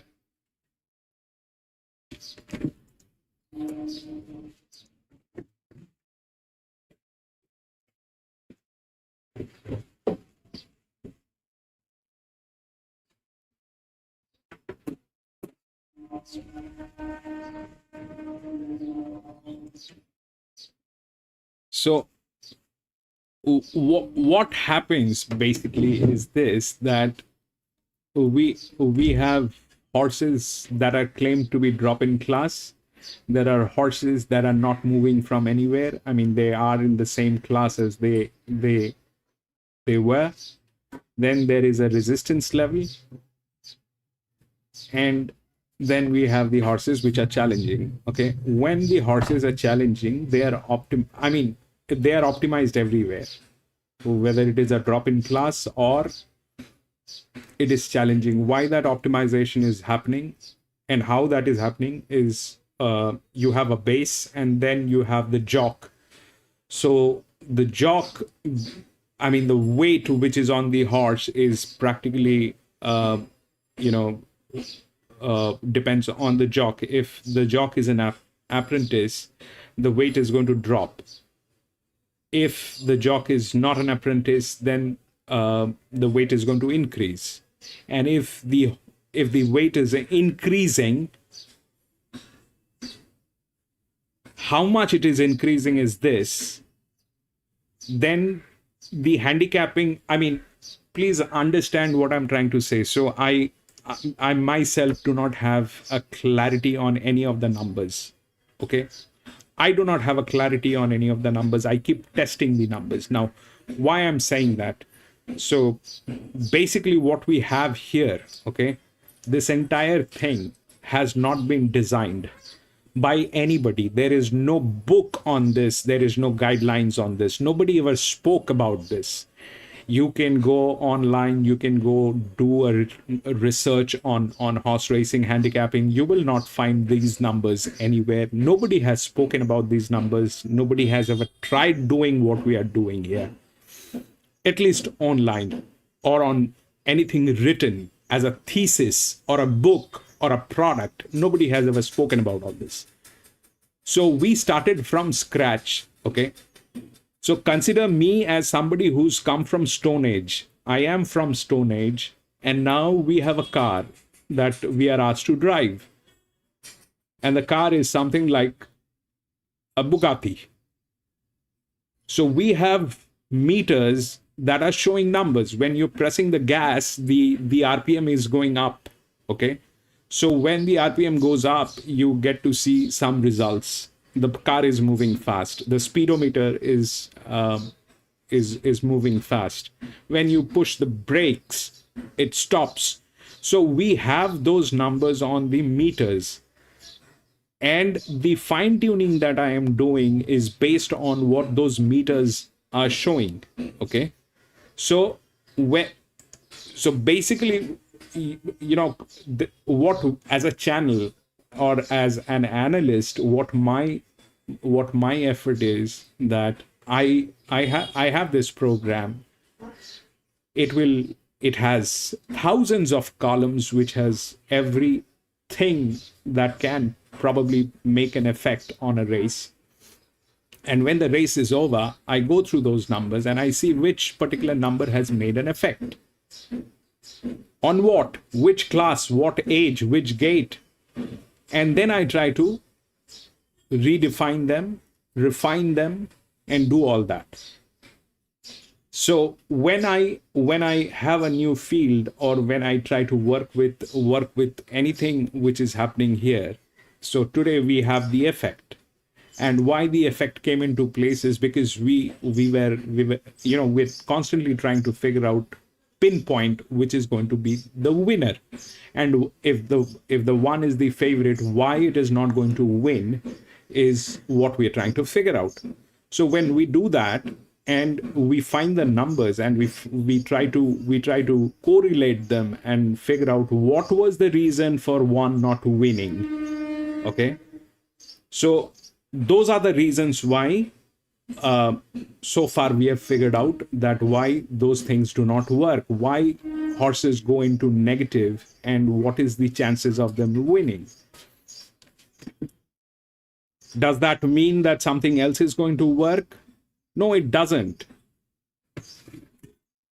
Nothing is guaranteed. We are absolutely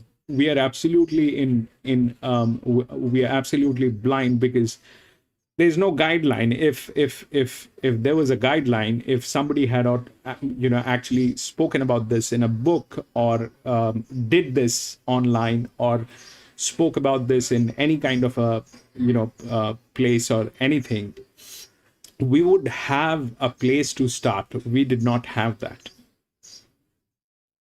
If you have found something that speaks of what we do, please share it with us. It'll be nice to know. I'm going to be very glad, and if you can share, but there's nothing. And when there is nothing, the only way forward is you test. So the one is in stress, that has been optimized. It'll get there, but probably will not win. Winning will come through the effect, with a larger effect, with a little optimization. So 6 probably is a little optimization. These are going into negatives. So those are something that I Don't know how those will work. 6 probably is good, in a better position than 1 to win. But that 5 is something that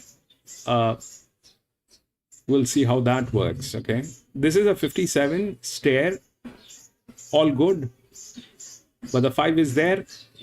They are bleeding financially. Their decisions are going to be wrong, and it's like that.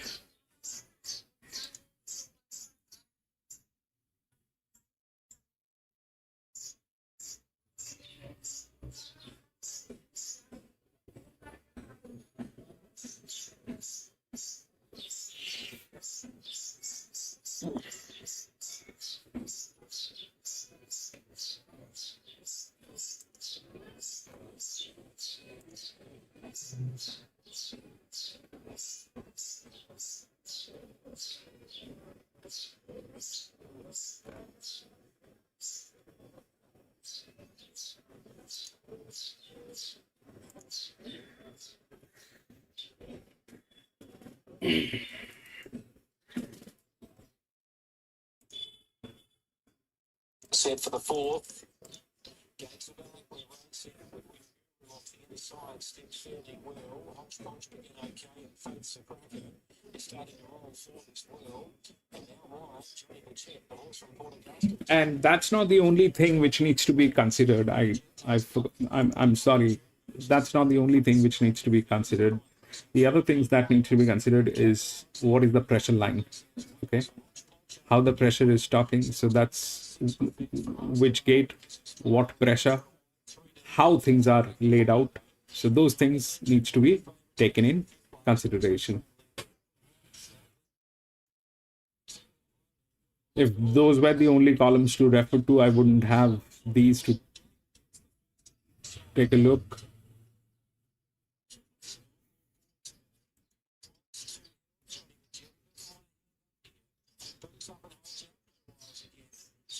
Still pressing on Captain now, but behind the big green shoot. So everything's playing out well for her. She's well in the pressure. Then a length and a half to Aston that way. Faith the cracker. It's on the outside of Hodgepodge. Legend still 3-1. Following horses, so he hasn't been solo. He's about to hook forward and make his move. Then Rock shot. Others by the Highlander. Guru. Hodgepodge has been shuffled back and valued his last. They're letting out Blue Isles. Takes over. Gets about a half length clear, but now Big River June is moving up stylishly. United Legend gets going out. Three to challenge the pair. Top of the straight. United Legend now switches up now. Breathing. Takes an hour and a lead to Big River June. Blue Isles. 2 lengths to Big River June. The Highlander. 20 off in the rear. United Legend very clear. Join the go. Gets about 2 lengths clear. Side. Inside the 100, United Legend clear.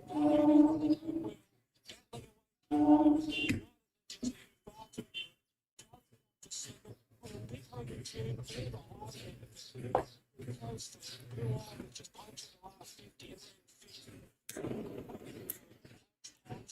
Others here in the field by Faith the Cracker, Captain Love, Rock Shot, Master Love, Wickets, and Johnny the Jet.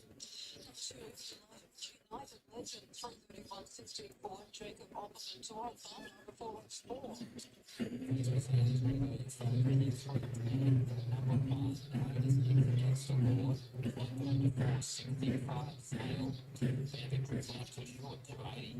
Was a bit short for him.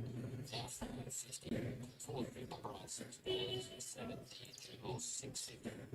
Along with the other 7 by 2, but room for an even race, the fourth in the corner. The favourite is 4, Mako Move, they're set. Ready, racing, Model Fernando left well, but there's better speed from Jacobite.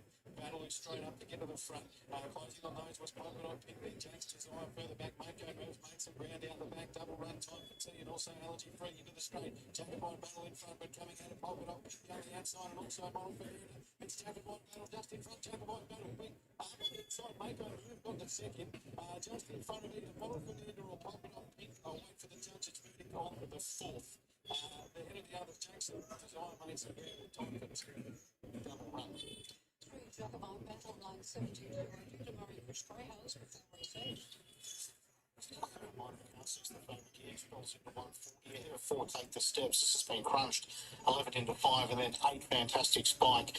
290 to 557. Mike Picasso the favourite. I'll put the 8 on top. Fantastic spike. My number's 8741 race 8 Murray Bridge.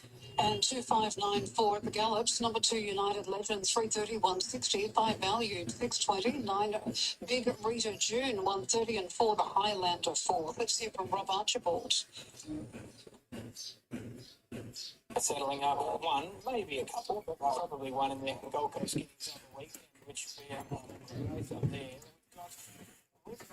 Yes, what are you expecting? Yeah, I thought his first up run was good. He's been off the scene for a while, so it was a good, solid first up run. It's a nice take my feeling, I suppose, just some query whether it's going to race and he looks to speed that a little bit further. He's working really sharp at home, so from that point of view, we're really happy with him going. Has there been any instruction? Not really, just leaves the runner, but it's just a nice positive jump, and then she can work it out from there. She'll either be sort of outside lead or she might be a bit further back.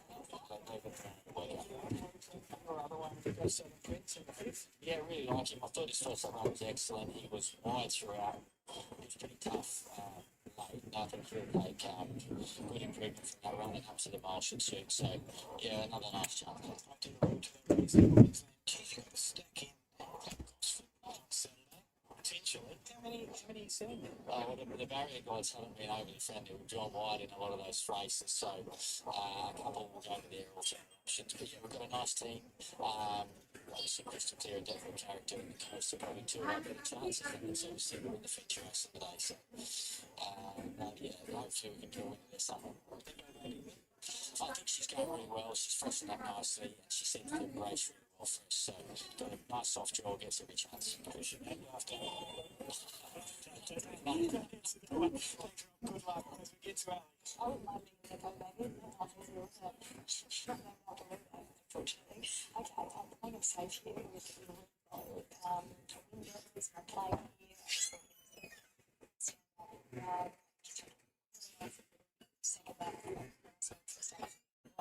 So he's my natural selection. And that is the one for Ali.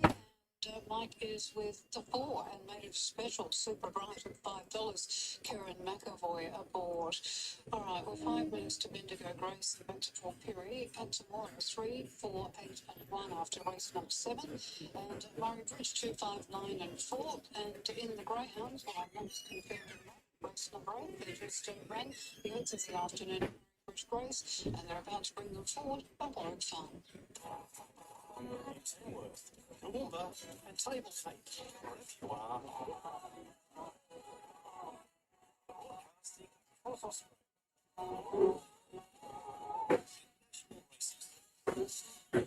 For a 1 there at Murray Bridge, and number 7 is My Picasso, 160, 120. Now to Warwick Farm.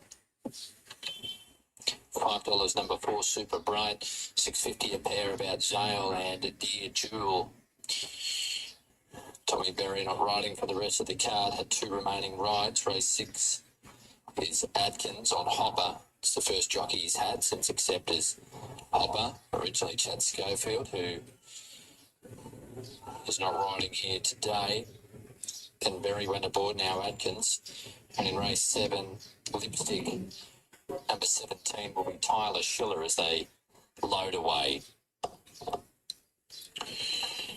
This is race 4 of the afternoon, 1,100 metres, even sort of field. Found it a tricky race to sort out. I think it'll probably be decided by what gets the best run and maybe a good ride. And naturally the tempo as always. So up comes Before the War. And we're ready. Red light is on, race 4. Stand by. They're racing. Zale from the inside, a fair start. Showing speed as major time. Also up there, Dear Jewel. And now Rimbo pushing forward. Zale getting his ears scrubbed off, trying to push through on the inside. So settling down. He's going to eventually get to the lead here. Zale has burnt some gas to do so from Major Time, and 3 wide is Rimbo. Getting a lovely sit against the law from Dear Jewel slotting in midfield. Back behind those was Before the War, 3 wide, Who But Brew, and Super Bright his last defence. Approaching the turn here, Zale the leader from Rimbo.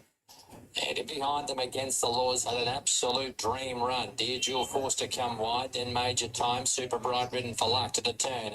Zale led Rimbo, run coming for against the law, about to scythe through and starts to come after them. So too Dear Jewel, inside the 200 against the law, Dear Jewel, late Super Bright, and Zale fights on, 100 to go. Dear Jewel hit the front against the law, kicking back, but Dear Jewel's going to win. Dear Jewel from Zale, he was tough, wasn't he? He just did not lie down. Photo for third. Against the law, every possible. Super Bright. Late on the scene Before the War. Rimbo disappointed. Who But Rue and Major Time. Dear Jewel, ridden by Andrew Atkins for Joe Pride.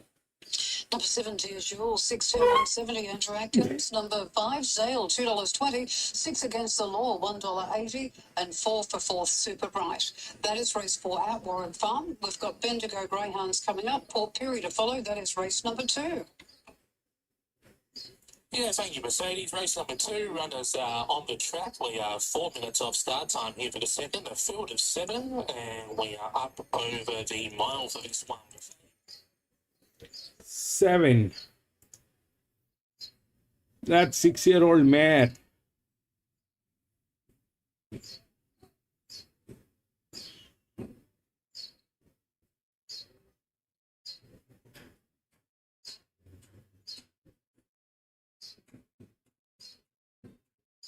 $754. Can you beat that? This is the one.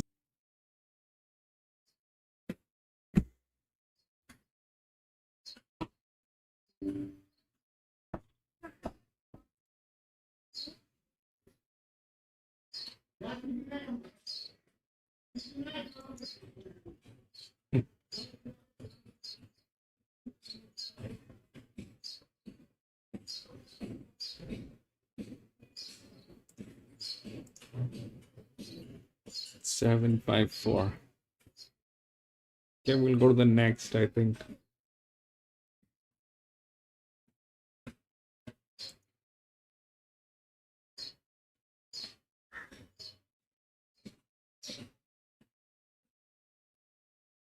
Five. 3612 has been scratched. We don't have 3612.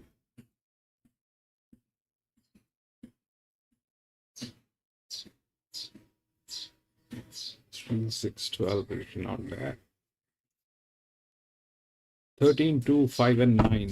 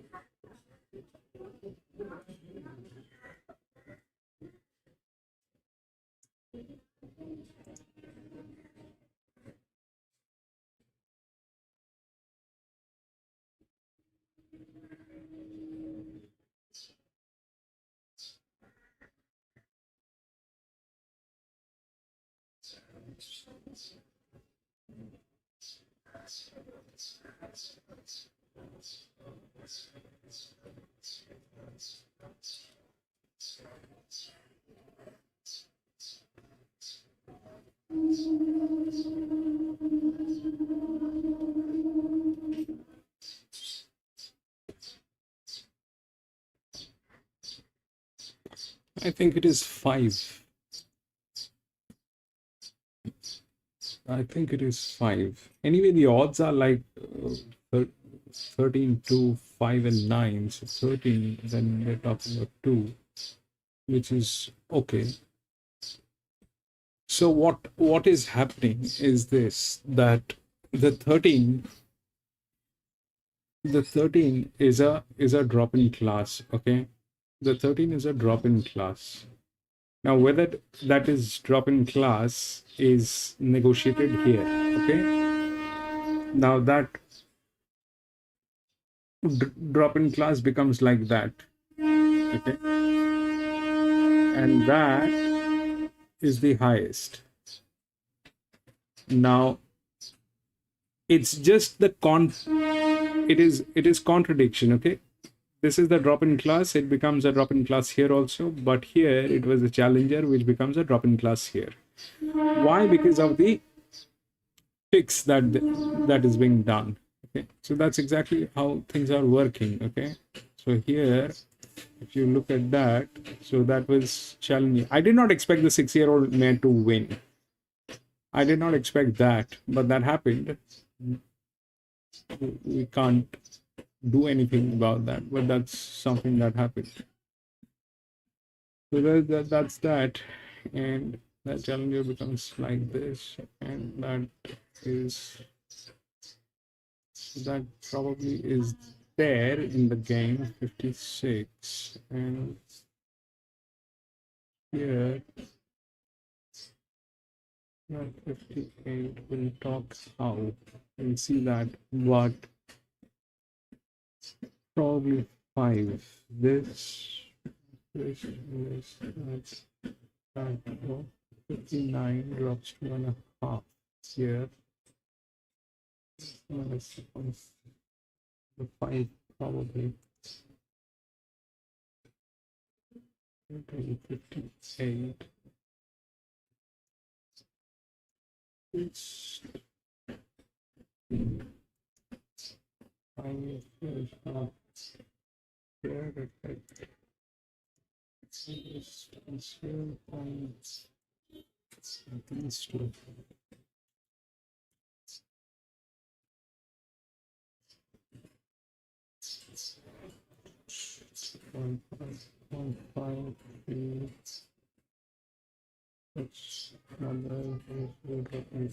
This becomes very wide. That becomes very wide. Here it is 1, 12, 7, 6, 1, 2, and out of these two. Right, that's done, that's that. No, probably close distance in 1, 2, 5. From the down, what will happen, I don't know, but probably 5. Let's see how that works. Maybe.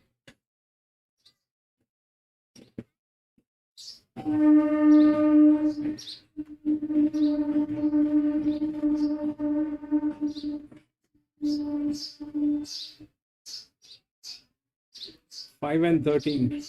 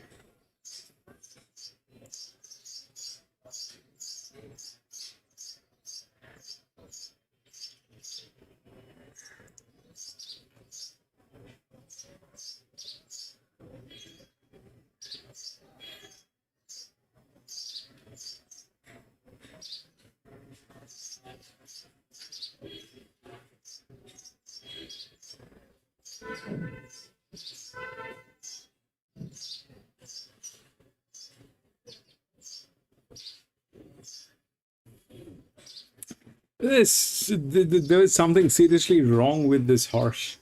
The 6. The 6 definitely had something wrong with it today. Why will it not win is something that I don't understand. The 1 also did not get there, which is very surprising why the 1 did not get there.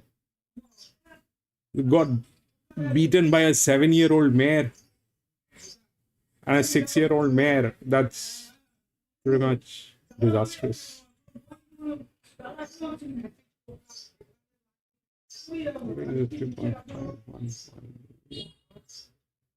This one is from gate number 12, the 8, but it is very dangerous. This horse is very dangerous horse. The only problem is that it is from gate number 12.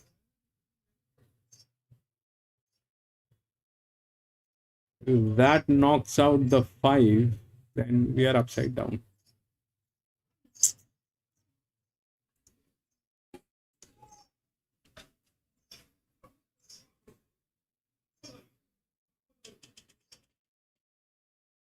Yeah, because of the fact that this is taking from the database. However, it is stored in the database. I am not doing anything with that.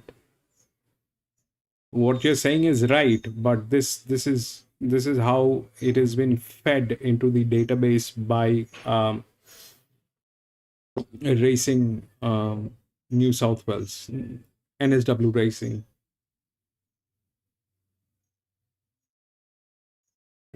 Let me confirm that for you. Here is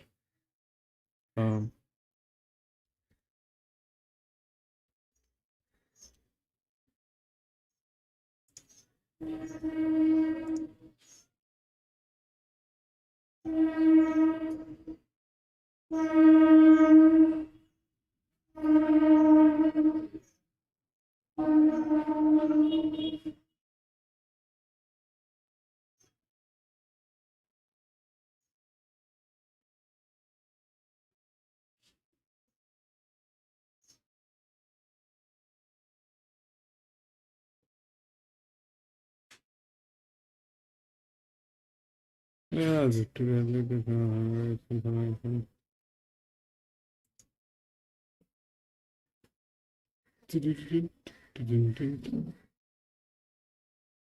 26th, Warwick Farm.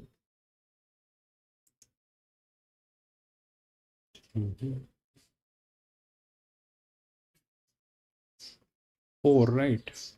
This is race number 4. No, this is race number 5. Right. So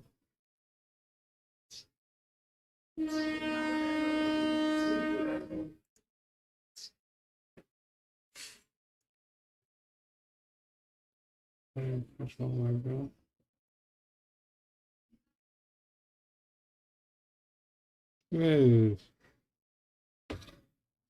Wait.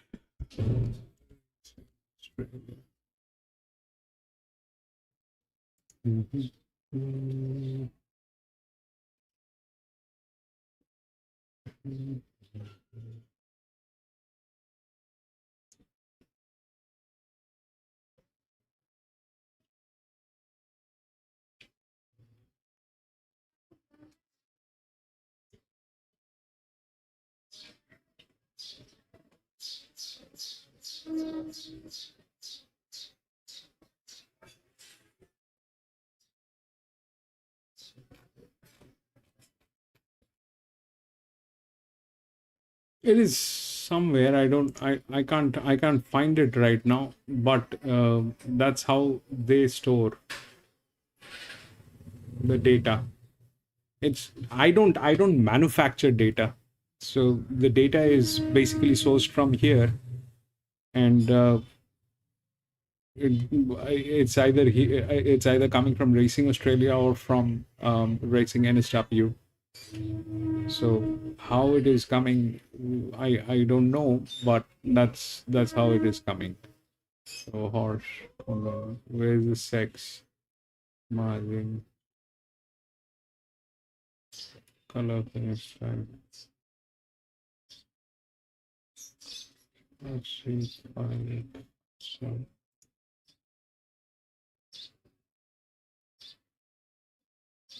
all C. Okay, that's the C which is showing here. We'll see that happens with 5. There's number 5 time display. I can't click on that.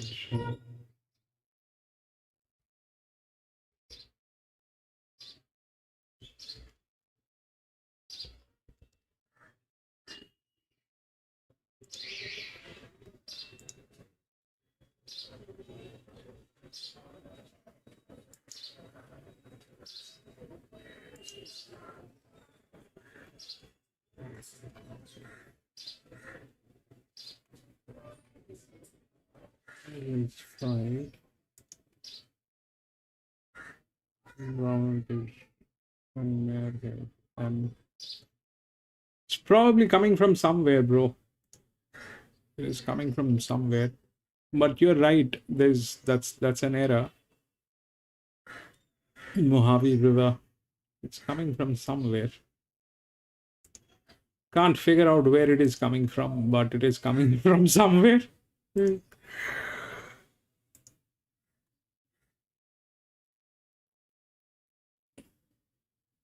Yeah.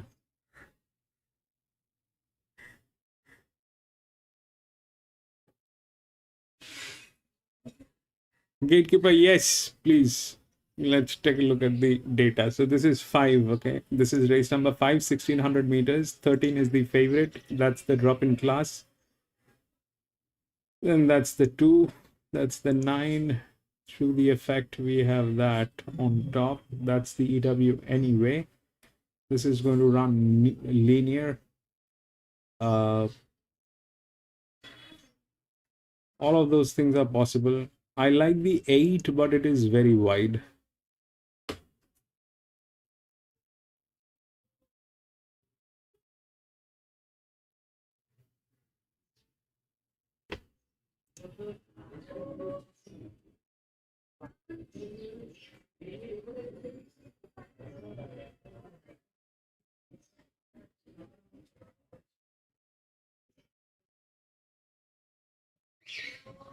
The 8 is very wide. That's the problem. The 8 is very wide, but the jockey has won with this horse. That's pretty much neat.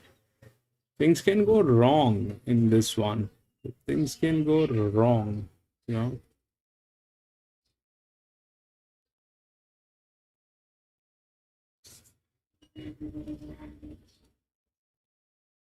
If it goes here, then though it is upside down. If it goes on 8, if the 8 wins, then these people are going to be standing there doing nothing if the 8 wins.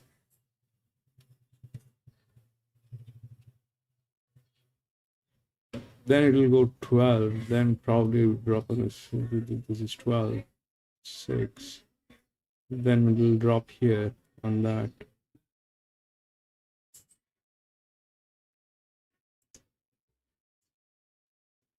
If the 8 wins, then yes, the 5 has the advantage. 5 has the advantage. But with the advantage comes a lot of trouble with that horse, okay? That's 4 steps up. That is like 4 steps up on that horse. That horse is coming from 55. It has been made to 59, which is like 4 steps up. There is a fix which is being done. That's how it looks like. The match is good. All that is right. And the other thing is, it is a Chris Waller horse. Probably they have fantastic understanding going on. So all that is true. Now, this 0.5 is a 56, which probably is not happening. But the same pressure line, this is a 58, slightly above, drop in class. The 8 is good, but very wide. But if that 8 starts talking, then everything is upside down.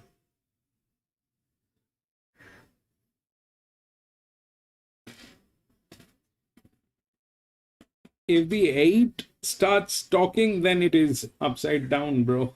If the 8 starts talking.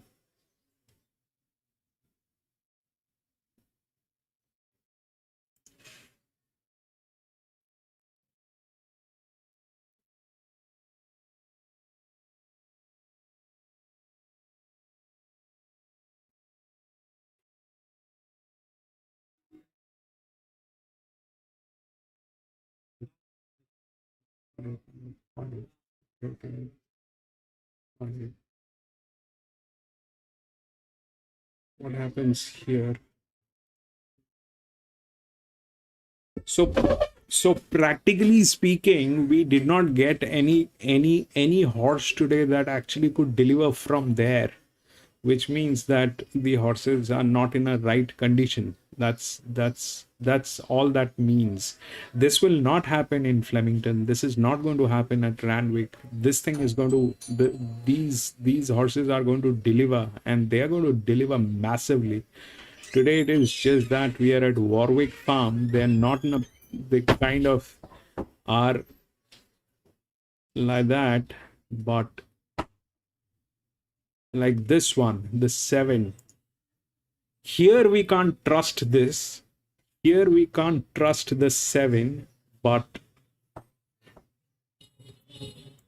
those are the horses to look for in Randwick or Flemington. No, the 8 is not a linear. The 8 is a drift. Linear is 13. Then it is here on the 9. That's the first linear. Then it is the second linear on the 9. Okay. So the odds are right on those aspect, but here problem is that all that is good. But when we are at Randwick, things are going to get way more complicated than what we have today. So those things are going to get placed. How, where we need to work.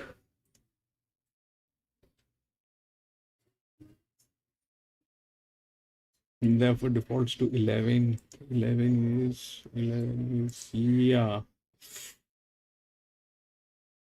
Probably it'll default to 11 probably.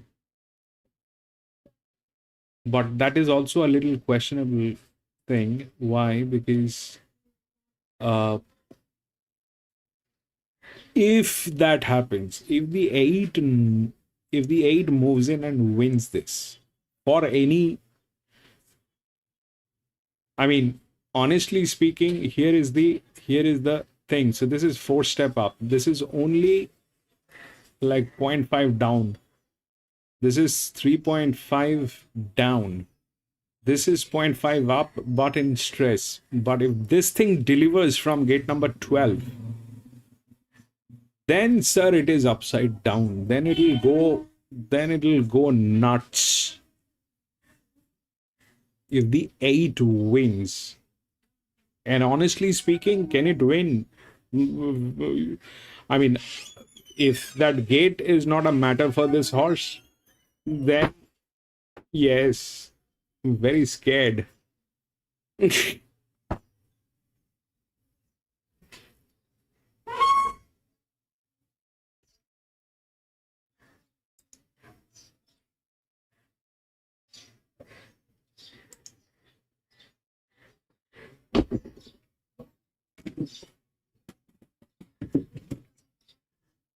So far, we did not get those quality races. That's true.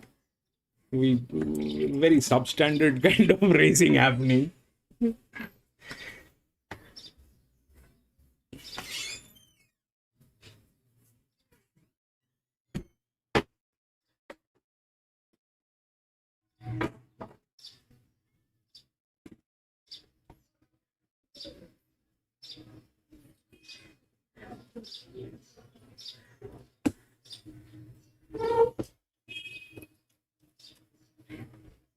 And also, there is one thing which needs to be noted. This is the 5th race, all right?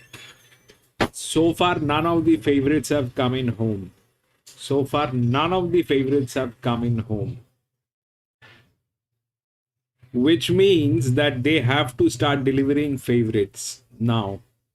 They just have 3 more races to go. At least 2 of the favorites needs to be home. Otherwise, next time people are not going to be interested in investing in Warwick Farm, because their favorite hit rate is going to go down.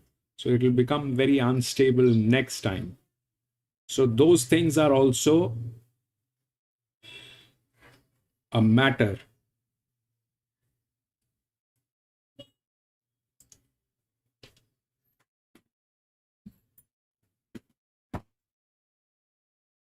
So they need to start delivering favorites now. They need to start delivering favorites now. So in that case, can the 13 win?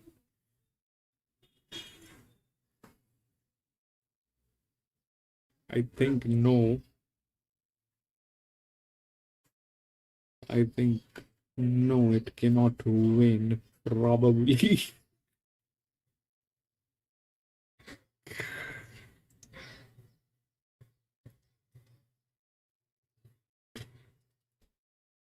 The next 2, I think it'll be they'll have to start delivering on the favorites. If they don't start delivering on the favorites, it's going to be bad scene.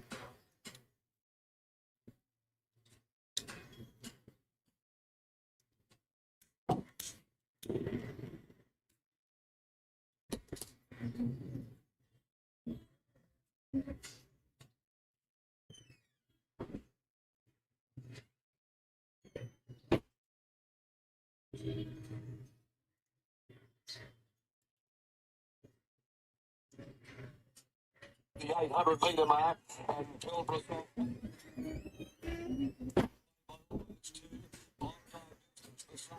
back behind those show on the road. The favourite, there's a move from Kilton Rain, takes off around the outside to join Pretty Royal. The centre, second for Neville down on the inside is next, a length and a half behind those. Then coming to the turn, the back, it's that well back BT Bell, who wouldn't let him fight out of a cat. Nugent in town back with it. Gilbertson leads him for home. Gilbertson at the 300-metre mark by 2 Bondi business. Parham goes to work now. On the outside, he with the favourite. Show on the road, looms out. Goes to a slender lead. Pretty Royal, no choice in it. Savvy Ruler's got right up on the inside of both of them. In a great go. Parham's hard at work. On the outside, show on the roads in front. Show on the road, different from Savvy Ruler. And show on the road. Show on the road. It's just one from Savvy Ruler. Eventually, in the third spot. 9 is under stress. It's a 59. Winning is difficult. It'll not win. Probably. Whenever they go on stress, Rex, it's very difficult for them to win. I mean, do they win? Yes, they do. And they are the horses to be beaten. Okay. But having said that, that becomes a hindrance. Why? Because, I mean, that is the thing of the best horses. Okay, that's how you can talk which is the best horse. But that is also the competition level. So the best horse, higher competition, bad horse, lower competition.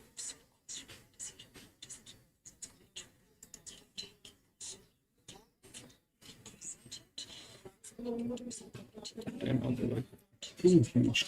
10. 10 is, I mean, I don't know if that will work. Let's see. 10 is here. No, so to beat 10, 4 is there, 7 is there. 4 and 7 both are there to beat 10. So that will not happen. Probably. unless something absolutely goes wrong.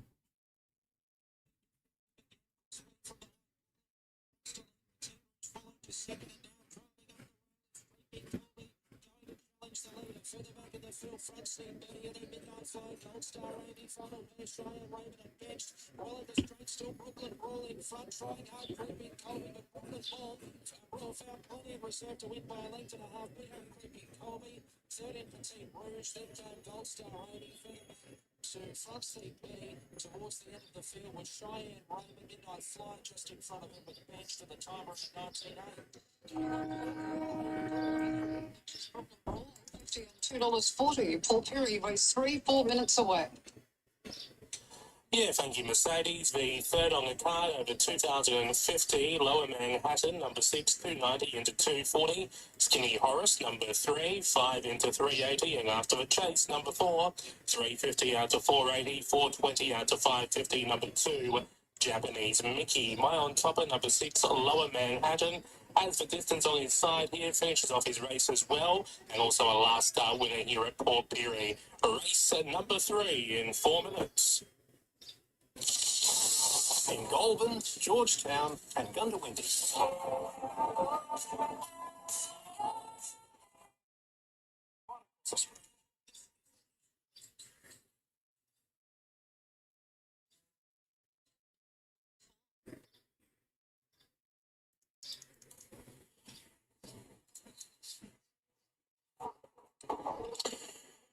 So they're coming in.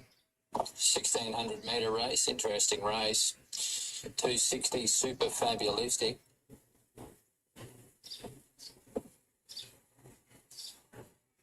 Then you've got 480 number 5 Mojave River. It's been affirmed. $7 number 9 Lon Priest Barrier 1. No disadvantage today with the rail out. And they're coming forward. Southern Prince at 9, 10 or longer, the others headed by Zoofield.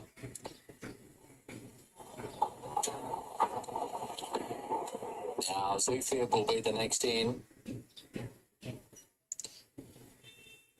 Is it spectacular to come forward as well? That pair join them in the barrier stalls. Super fabulistic yet to come up. Sports a barrier blanket here. Mojave River having her second run in Australia. J-Mac climbing on here, coming out of a Saturday race. Market tells you it's going to be in the finish. Like the fact it's strong barrier 2 as well. Maybe race that bit closer in the run.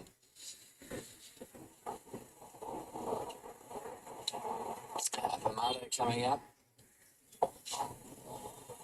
Paid a little bit of money for Affirmato, 51 to 31 NOP. And the Creator completes the line. We're set.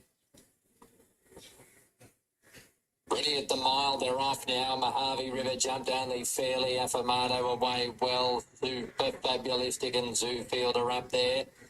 Pushing forward as well as Lon Treese. So it's Zoofield in front of Super Fabulistic and Lon Treese. Affirmato 3 wide. Around Mojave River, then came Is It Spectacular. Hovland next on the inside, followed by drifting back with Southern Prince.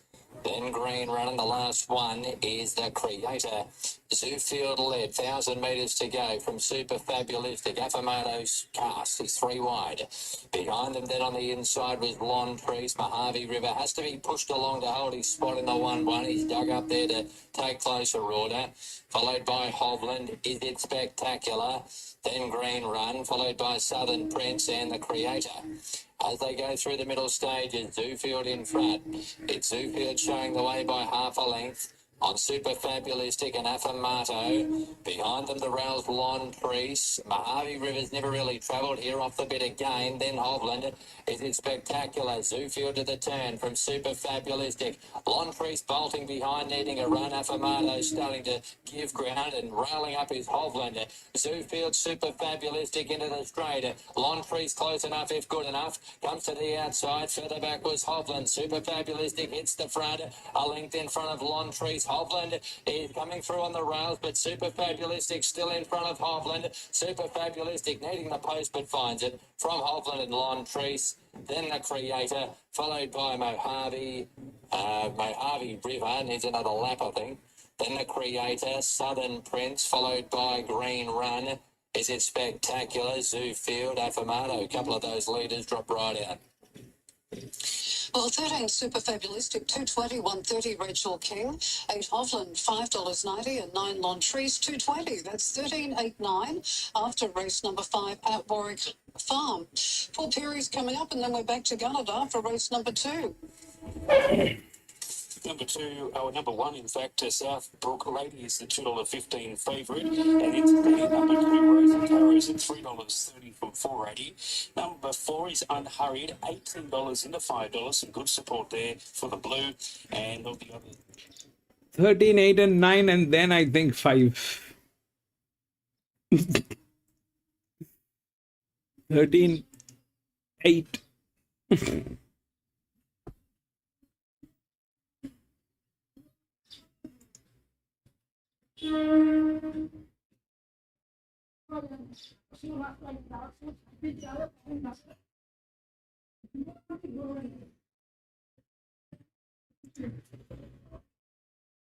A fourth.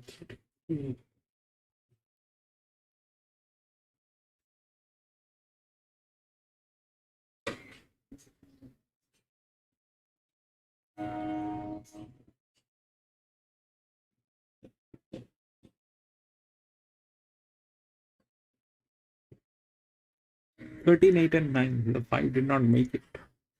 I was.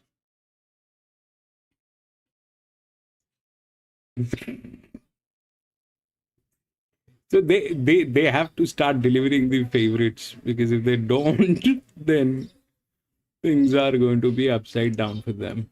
Anyway, that happened. 13 won. We'll go to the next. 6. 1, 7, 13, and 15 all scratched. 1, 7, 13, 15 are not there. 5, 14, 4, and 9.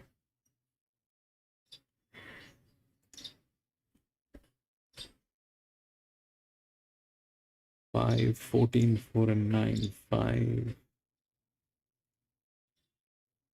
14, 4, 9.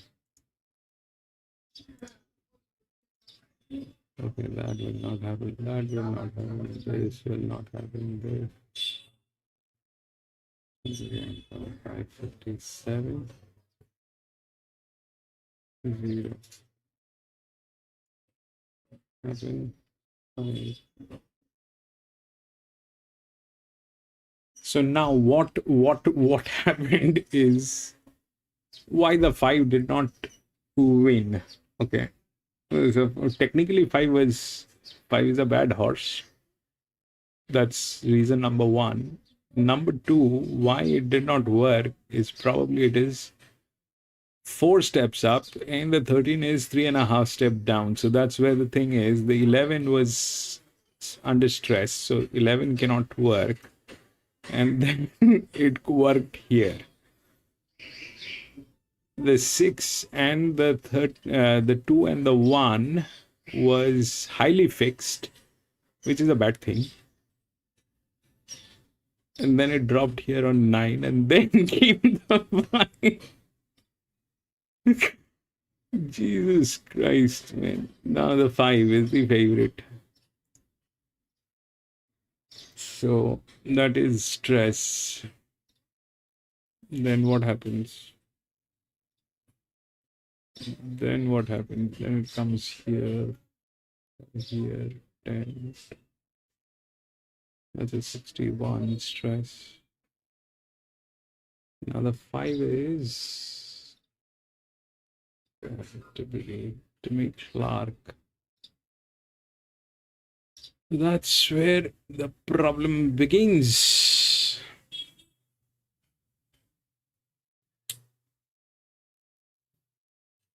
14 is the other one. Here, what will not drop is that is here 40, 59, 1, 1. And then it is here 97, 30. This one should knock, okay? This one should knock, so 13.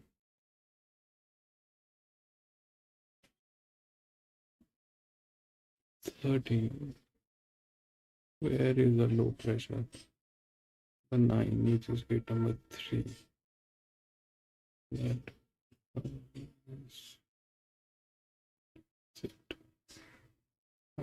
it. 457 from gate number 11 is 0, 0, 0, 0, 57, 8, 9. That is 4.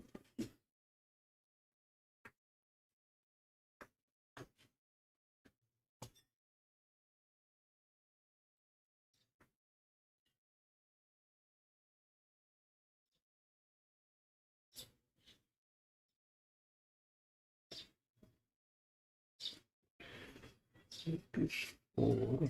This is 1 stress 4, 1, 11.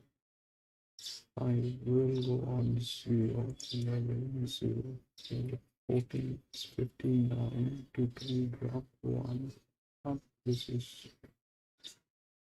that, and this is a 57 on 0, now that,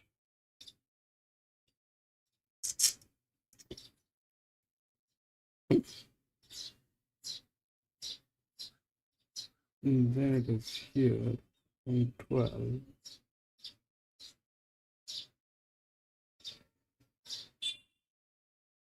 on 12, 12 is jumping here, is 15, 57 is still there, 26, 24, 25, 27 is a dud, and that thing is a dud.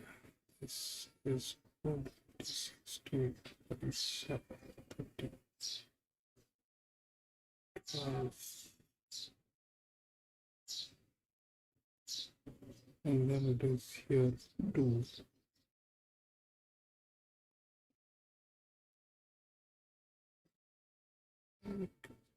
They've been not delivering.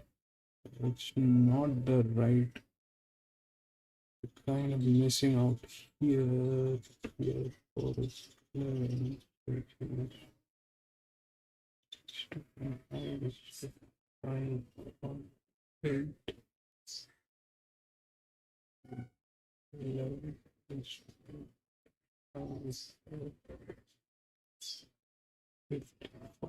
11,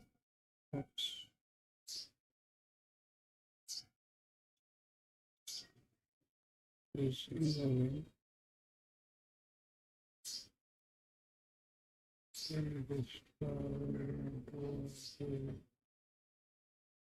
This is also under stress.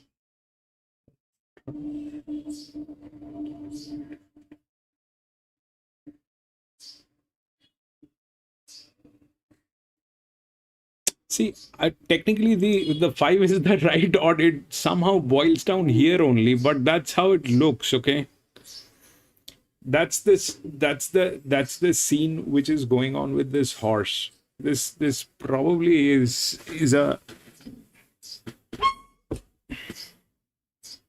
And now if this time it, so what was the reason here that the 13 won and the 5 didn't? So for my understanding is this, that this was 4 step up, it is 3.5 step down. So technically 13 had advantage. This is struggle and it is a bad horse. That is all that is true. Okay, had the advantage, but at the end of the day that thing worked with. That thing is okay. So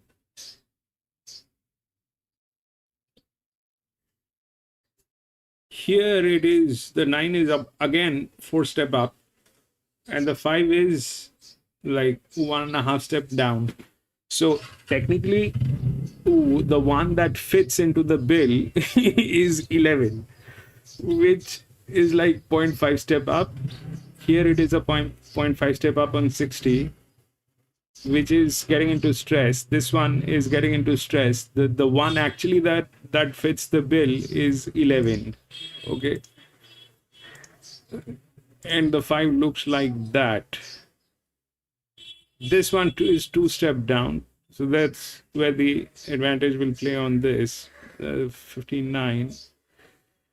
But with the but with this horse is this, that it has done something very bad in last few, or at least let me just check 11.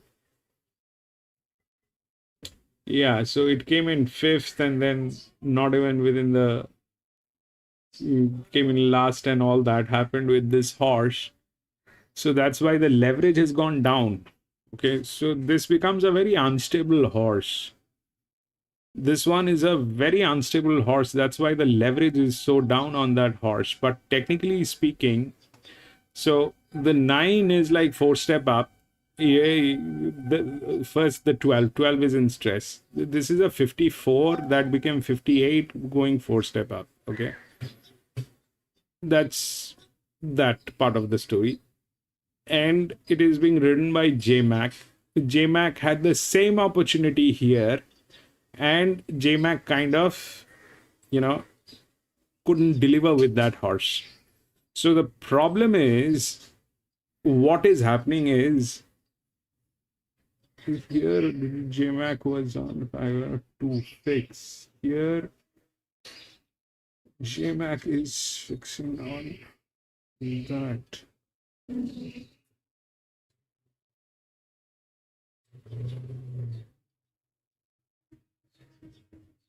Two came in 4th, which probably will come in 3rd. 8 and 7, which is right, 59, 82, but that's that. That 11 is a check, and from down here, I don't know which one. I mean, these horses are not talking here in Warwick Farm today, but they will be talking at Randwick and all that places. So at Warwick Farm, they don't have the stock to handle this, probably. That 11 is a check. Okay, the problem with the 11, let me just tell you, I think, so what is what? So this is 1.5 step down. This is stressed. Okay, can it deliver? So the answer is probably not. The answer is probably not, because that is huge. I don't know whether Warwick Farm will be able to do this. This generally is a game that I'm very worried when it is Randwick and Flemington and all those places. Here, it is difficult for that horse to deliver from that kind of a thing. That's pretty much like that. So the closest one that I can get is this, the 11. And then from the downside, if we have to talk about, they're like very wide. Those things are very difficult to talk about. And this one, which is as good as this one, but it is a little higher class, is also getting into negative. But these horses are good horses. Okay, the 2 is fantastic horse, that I can tell you. They're not able to deliver here because of the track dimensions and the geometry of the track. So it's a triangle shaped track, that becomes a problem for the wider gates and all that. So 11 probably is a check. I'm going to, that's probably an EW. The 5, will it deliver, is a $1 million question. I don't have that answer. If I had that, I would have had $1 million. But that's not something that I know. the 14 is 2 steps down. So that's that.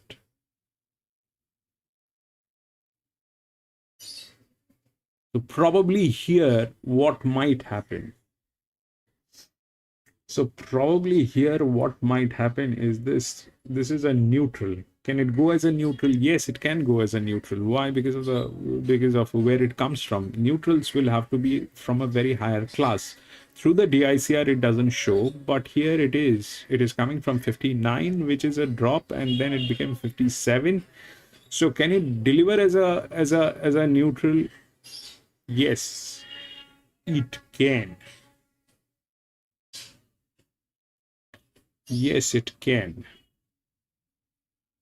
So if that's a 57 running 0, can the 14 win as a neutral? Because this is like that. 11 is not there within the odds. 14 is the second favorite, which is a low pressure. So 11 definitely has, the 14 will be a reason. 14 will be a reason. The jock is a dedicated jock. Okay. So they pretty much know what they're dealing with. So that's that part of the story. It is 1.5 getting into stress. This is 2. This is 2, which drops, but that brings in competition from 11.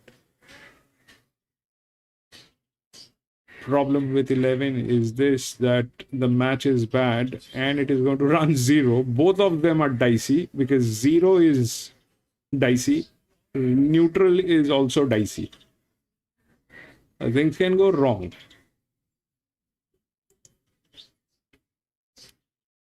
Two is on stress here, and these 2.5s are here. And the 4, which is there already within the odds, so which is good. This is low pressure. 4, 11. The connecting one is 12, which is here. Which is this. Or gate number 10, which does not exist. So yeah, that's more or less what it is. So 5 is, you know what it is. If it wins, it is a brilliant horse. If it loses, we know why it lost. Is it worth it? No.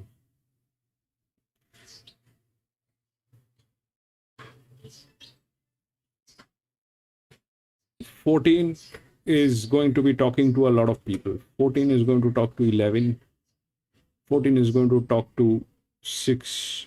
14 is going to talk to 2. 14 is going to talk to 12. So all that will happen.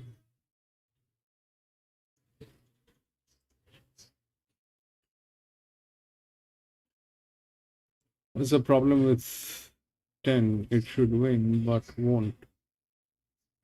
Where is 10? 10. Yeah, so 10, what is the problem? It's a 56. Okay, it's not doing well. That's the first thing that is the problem. The second thing is that a 56 has a lot of other guys to talk. It's a 56, 2 steps up, then it is talking to 5. 56, 2 steps up, then it is talking to 11. 56, 2 steps up, then it is talking to 12. 56.5. 56, 2 steps up, then it is talking to 6. So this thing is talking to a lot of horses. Okay, plus it is not doing well.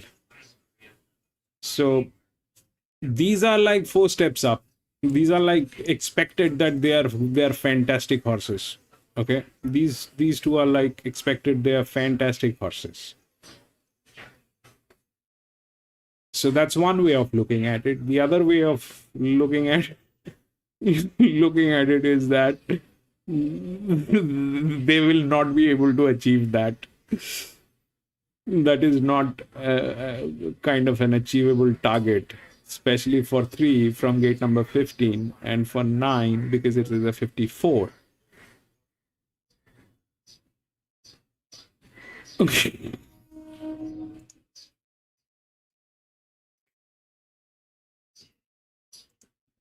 EW 3489.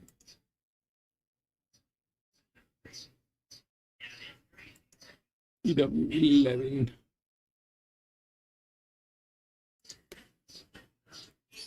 A lot of bad things can happen. Okay, a lot of bad things can happen.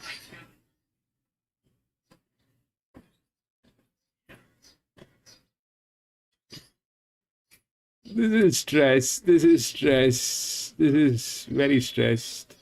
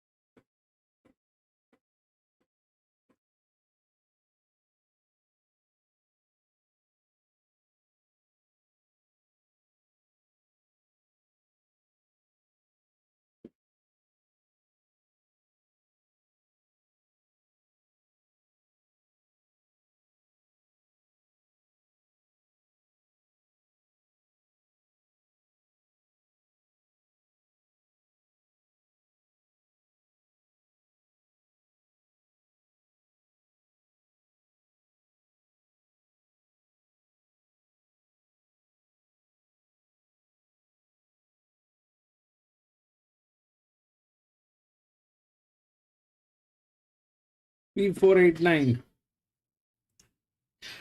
3, 4, 8, 9. Okay.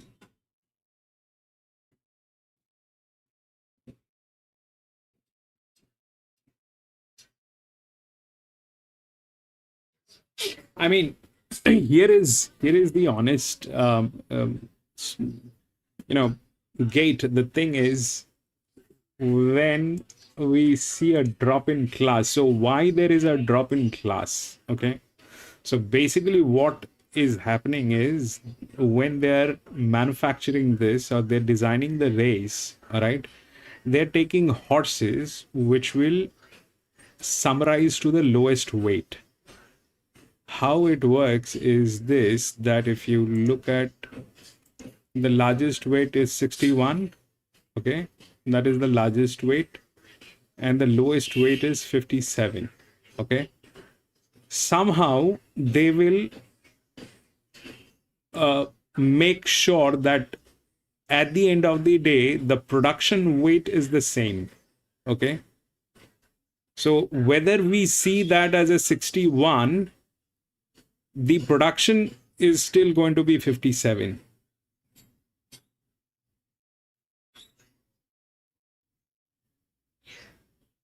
I don't know if I'm able to answer, I mean, if I'm able to explain this rightly. So it doesn't matter whether you're carrying 61 or 57. You're basically at the end of the day, your package is 57. That's what the thing is. And when the package is 57, that's where the optimization is.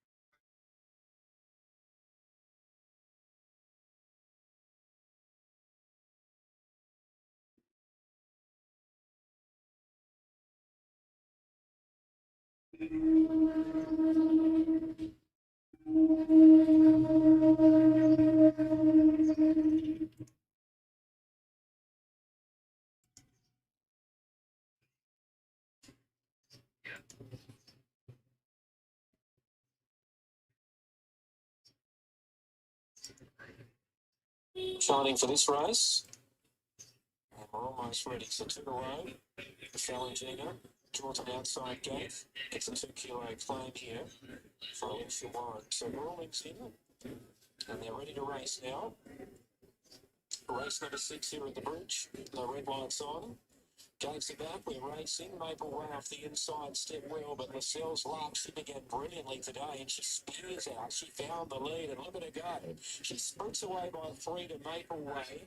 Royal Trapeze, Reno go forward, and Rawlings the widest of them all pressing forward. Elsie Gill midfield defence from Zenacity, who's one off the fence there. Then came Paul Pony, Make Me a Star. High Garden, 2 lengths to Falangina, and Casino Showgirl is in last position, about 8 lengths off the speed. Herself like got the lead today. That's her favourite position. She's out on top, leading by a length to Herino. At the 800 now, out wide Brawler to third, Maple Way fourth inside. Then came Royal Trapeze and Zenacity 3 deep now with back to follow.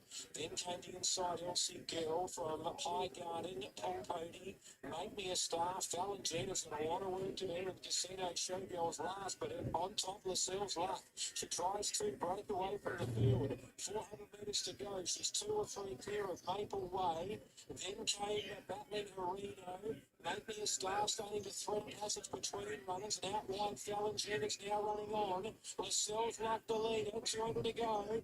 Make Me a Star's coming, and so's Falangina. Make Me a Star goes to Lascelles Luck, puts her away at the 75 metre mark. Falangina runs on, but Make Me a Star rolls away and wins well. Make Me a Star. Second, probably Lascelles Luck from Falangina, not much in that.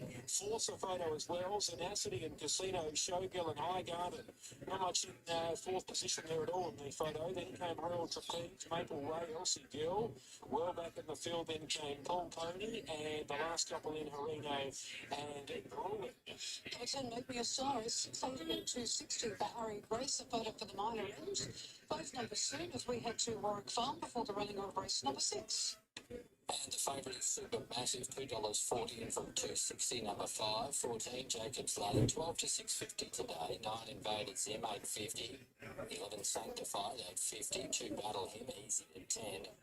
8, Unstoppable is $12, holding its place in the market. And 12 for number 12, Congressman as well. Riding for 4, Hopper, Andrew Adkins. Tommy Berry, Indisposed. And now Supermassive 240.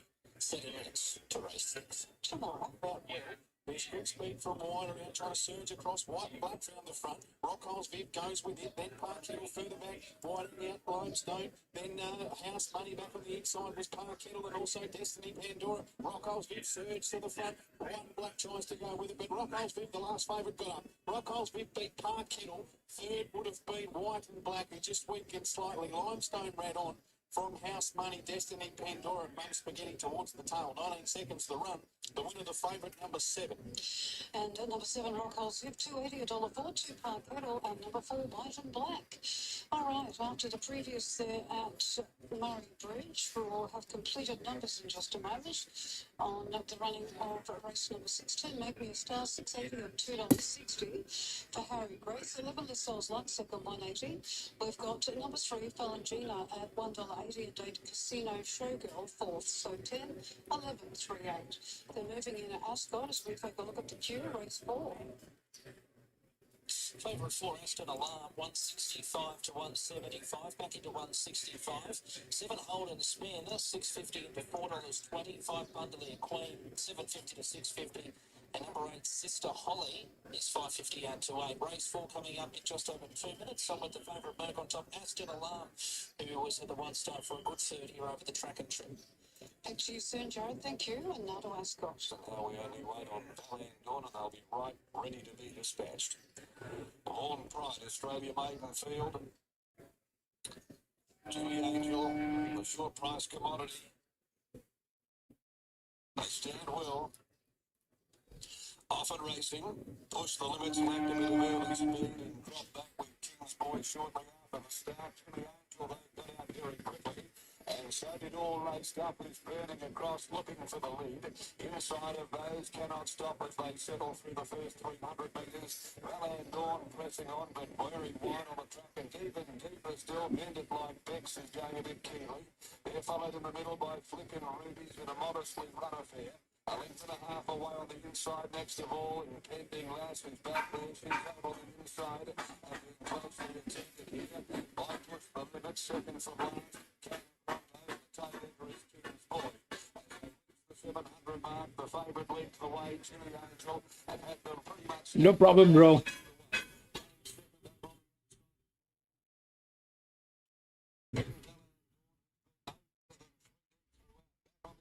That cannot stop, we know where to go in the middle, Flippin' Rubies, written along 4 deep, and that's where it's been virtually right from the word game, bended like Bex at the top of the home straight. Jimmy Angel about to be given its cue by O'Donnell. Them at the 200 metre mark, Valley and Dawn keeps coming down the outside with all laced up. Jimmy Angel, challenged by all laced up. Jimmy Angel digs in. Jimmy Angel in front, cannot stop bursting through, cannot stop driving through in the middle. Oh, they went to the line, there's nothing in it. Very tight though. Jimmy Angel might have just scraped home by the skin of his teeth. From Cannot Stop, he found that late split driving through. Back behind those all laced up and also still there, bended like Bex, you can see. Bring on. They were followed home by Valley. I can understand, bro. For most of the way, back behind those King's Boy. Then further back, push the limits. Flippin' Rubies back there in the field with King and Grandstand as we stand by for the result. Jimmy Angels held on. Sean O'Donnell over Cannot Stop. Jared Dawson. And 6 bended like Bex. Number 1, which is Jimmy Angel, $1.50, $1.04. Number 3, I Cannot Stop, $2.40, and 6 bended like Bex.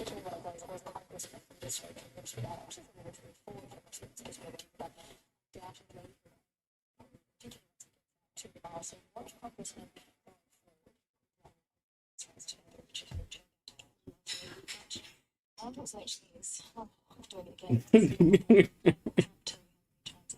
This horse from the yard, and just thought there was something about him. He has been quite a long time running consistently enough. The form around him has been good, but I just really like the way he moves out. He's such a big, strong horse. He obviously is enjoying his racing at the moment. You can see that from the way that he presents. He's still bright, but he's nice and relaxed, and he's loose when he walks around. So I'm going back to the well once again and having an each-way play on Unstoppable. A few of the others that you could make mention of. I thought I'll leave them there with the 8. Box 1. racing. Asset Alarm began brilliantly. The favourite straight over to lead from Holden Spin, staying wide. Up on its inside was Avalon Beach. We're going to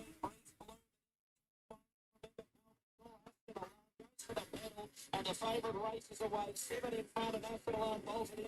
Holden Spin second, Avalon Beach third. They were followed by Lakota Miley. Then came Remember Pal. Further back to Sister Holly. And last of all, Bundley and Queen. The time good around 19 and 6. Age 476 there at the queue with Aston Alarm $172 the place. Number 5, Supermassive, is my point selection here. Then race 6 at Warwick Farm. As we check the market at Paul Fury for race 4. Thank you, Mercedes. And the save here, number 6, Loch Lomond at 2.15 after opening up at 2.70 this morning. Next pick, number 4, has been 6.50 into 5. R11 Art, number 3, 4.80 out to 5.50. And Roll with Eunice, number 5, is 5 out to 5.50. My on topper here, number 7, Alakazam. Gets an ideal draw from the inside of the second row and should be able to lob either behind the leader or 3 back along the inside, mostly 3 back along the inside. If he can angle off late here and hit the line well like he can do, he'll be hard to beat. The 4th of Port Pirie in 3 minutes. Supermassive, the favourite at Warwick Farm, are about to bring them forward. He's in a suitable race here. At the midweeks, he is a Saturday performed horse. James McDonald booked from a low draw. Jacob's Ladder at 7.50. 30 seconds to advertise start time, and they're about to start bringing this field in.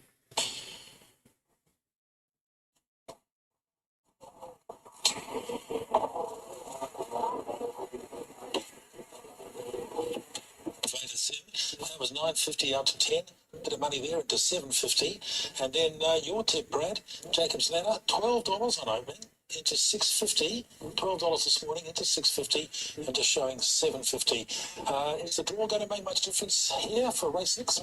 Hope so, yeah. He didn't have to get a decent run. Jacob Slater, he had to go back the other day, so hopefully he can keep in contact with the likes of Supermassive, who roll forward, as is typical of this stable. So we'll see how it pans out. Open enough race, favourite on the drift. I did think he was certainly short enough this morning. Good win first up, but always like the stable going up in trip, and while he's up 50 metres, it might not be far enough. That was the only little niggle.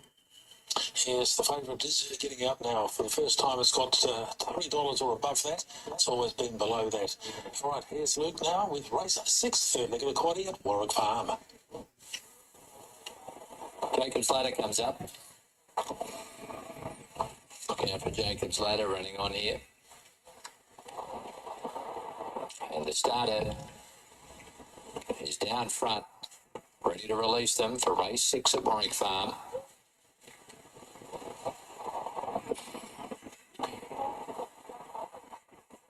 Jockey just climbing back aboard Iceman.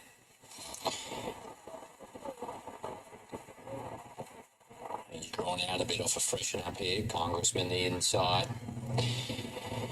Now the lights. They stand.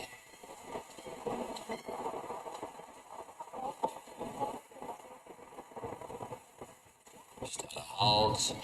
Now away. Level line. Iceman drifts back from out wide battle. Him was fast into stride, and Supermassive is going forward as well. Sanctified Congressman, Navy Boy easing in behind. Followed by Invader Zim. He's centre field on the rails inside of Jacob's Ladder. Unstoppable between them. A length and a half to Hopper. Iceman, and the last one is Rush Attack. Slowing them down in front now is Battle Him. It's got them stacked right up. Invader Zim didn't like it in midfield. Over race for a stride or two. It's Battle Him, half a length in front of Supermassive, Navy Boy, Congressman, Sanctified, Jacob's Ladder. Invader Zim back on the rails from Unstoppable Hopper. Iceman and Rush Attack coming to the turn. Battle Him now starting to crank it up inside the 400 metres. Supermassive under a bit of pressure outside him, trying to hang tough. Congressman waits. Then Navy Boy, Sanctified, about to get a split, and Invader Zim's run up behind them. Going well, but needs a run. Supermassive takes Battle Him. Congressman the rail, and now Invader Zim is slicing with Sanctified. Sanctified hit the front. Invader Zim's mowing it down, and look at Iceman. Iceman trying to get them all. Oh, Iceman has got them all from last. He sliced through to the inside and got up. Photo second and third invaders. Three. Sanctified Congressman. Gimme. Then came Supermassive, Unstoppable Hopper, Rush Attack Navy Boy, Jacob's Ladder, and Battle Him had hit the wall. It's an Iceman ambush in race 6 here at Warwick Farm. Rachel King for Clary Connors. Freshened up and he's lashed through on the inside to win. Busy finish. Iceman after 53 days, back from 1900. And a lovely win there to Iceman, the 3 at 13.60 and 3.80. Rachel King, 11 Sanctified, 2.30. 9 Invaders M, 2.40. To Gunnedah now before race number 4. 311. 6 Tracy Tarot at $2.15, steady from $1.95. Number 4 Molly Miss at $3.70. 2 Give a Little $6, and the 3 from the Disco is $8. 311. That's what I think it is. 3 from gate number 15.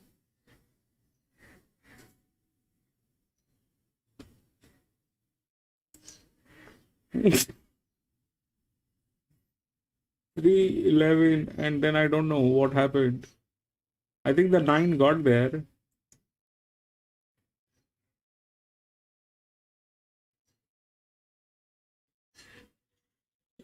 Three 11 got there.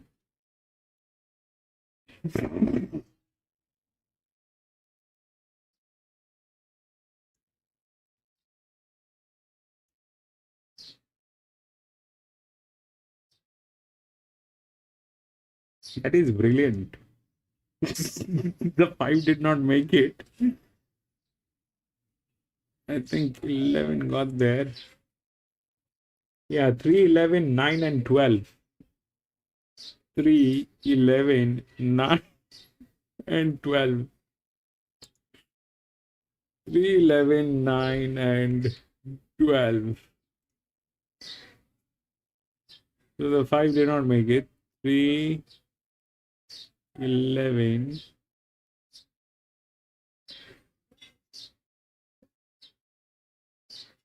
Then go the 9, which is the J-Mac is destroying these horses.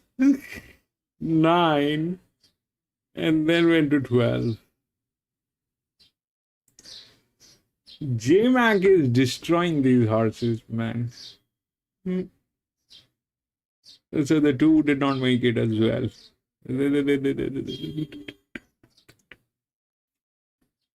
Man. We'll go to the last one.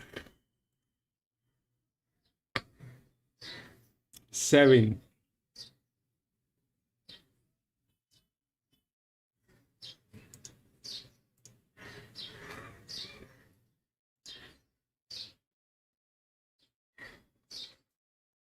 Huge scratching. 3, 5, 7. We don't have 3, 5, 7. 8, 9, 14. Don't have that as well. 16 and 18. Not there. 13, 2, 15, 12.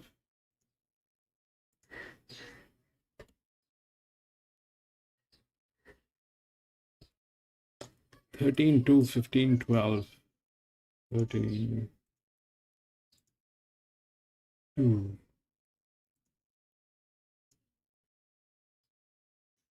15, 12.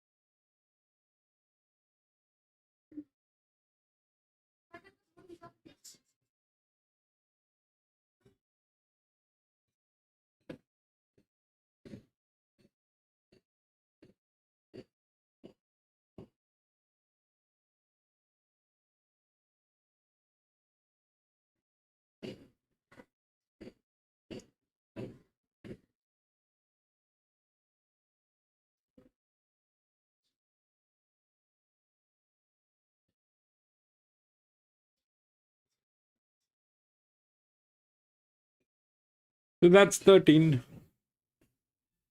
Probably will not happen. I think it is this time too. I think it's 2 this time. That's 4.5 step up, getting in there. This is lower, 57. Gate number 5, which is like that. But that's where the problem is. Drops here, 54, 34. Where does it stand? 34.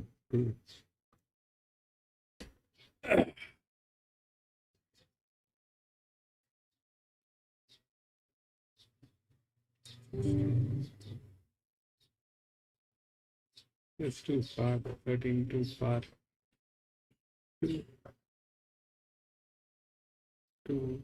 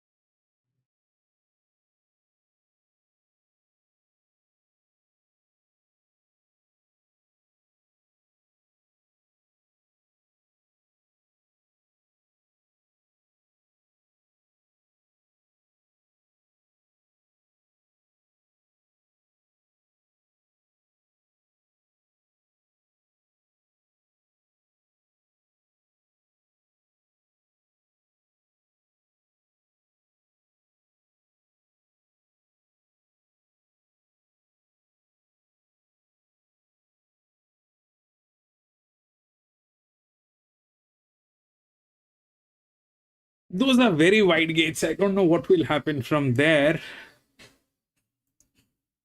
Can't bank on this 4. Not at Warwick. Not at Warwick. That is going to be too much to bank on the 4. It's probably 2.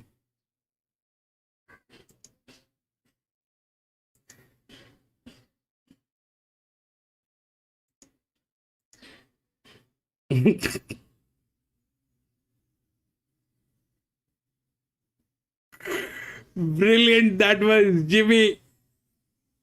I know you're gone, but that was fabulous. 3. I thought that was very wide.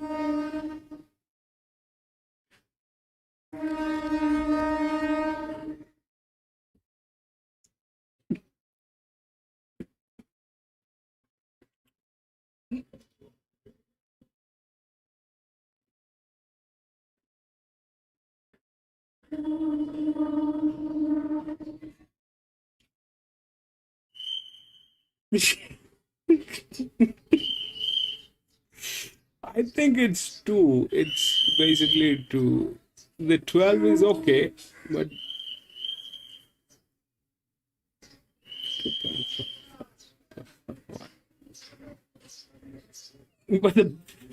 I mean, I think that 17 probably will also get there, you know. The 17 if the 13 doesn't come on the 3rd, if the 13 doesn't come on the 3rd, the 17 will be the 3rd, probably. If the 13 fails, I mean, it has reasons to fail. So if that fails, then 17 probably has a chance to be on the 3rd. That's 17.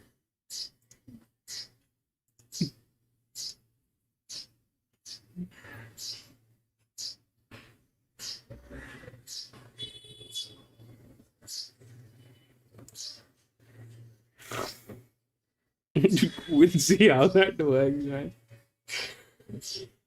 It's, I mean, we need to try and we need to do this with some of the best races, some of the best tracks.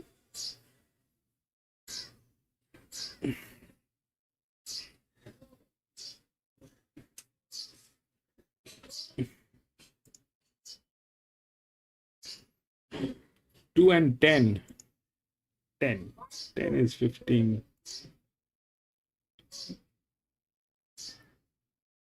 59 drop, 47. That's a good one. Rex, they're playing, okay? They're playing. They're not actually a drop. You see that? That's the highest leverage on that class.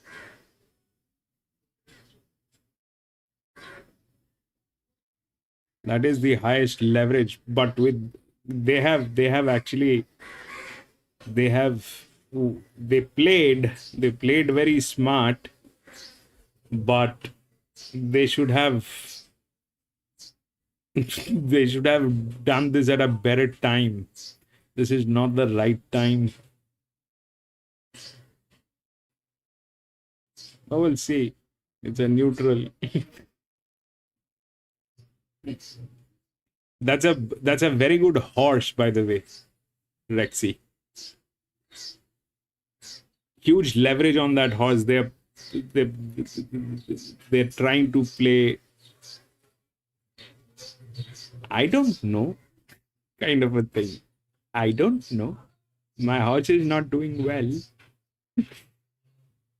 It's a drop in class. That's what they're trying to do, but that's not what it is in reality. In reality, it is a 59 with a 47% leverage on that horse. Huge.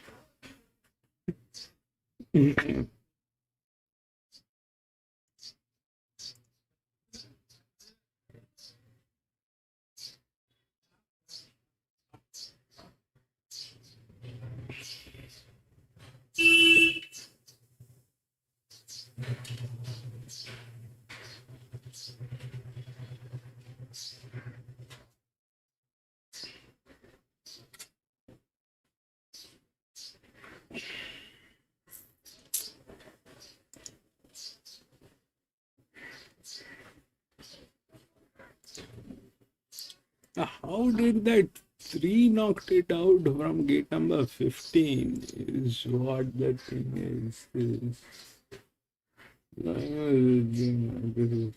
The drift actually worked. The drift actually worked on that. So that's that. 15.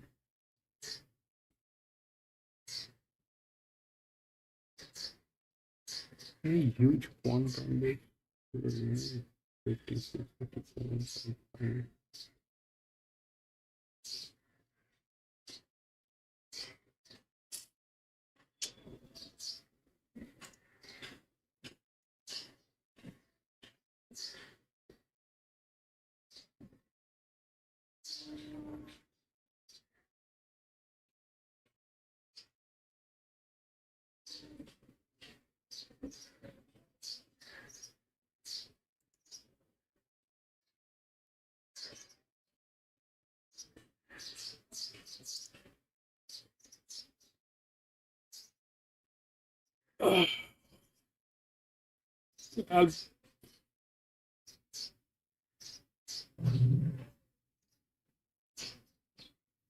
the 10 is good. The 10 actually is playing dumb.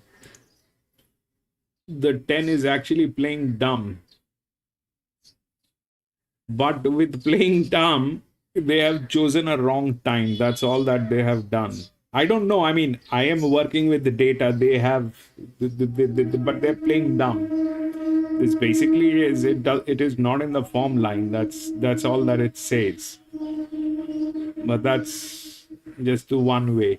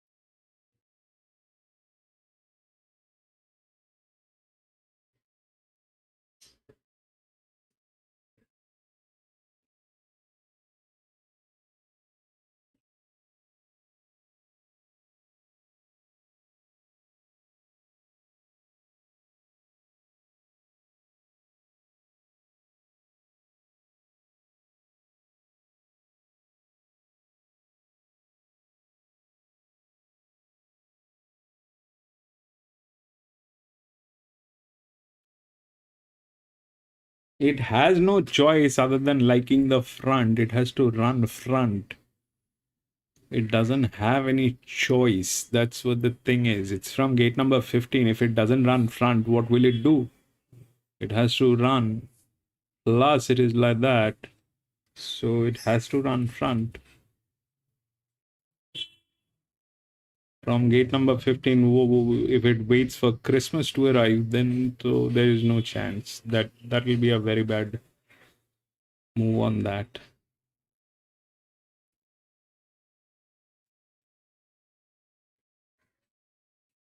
60 is on 34. Chances are there, but for gate number 15, with a 47, will it move to 29?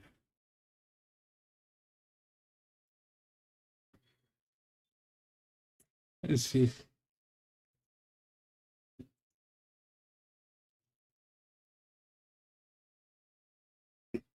I'll be back from the washroom in a jiffy.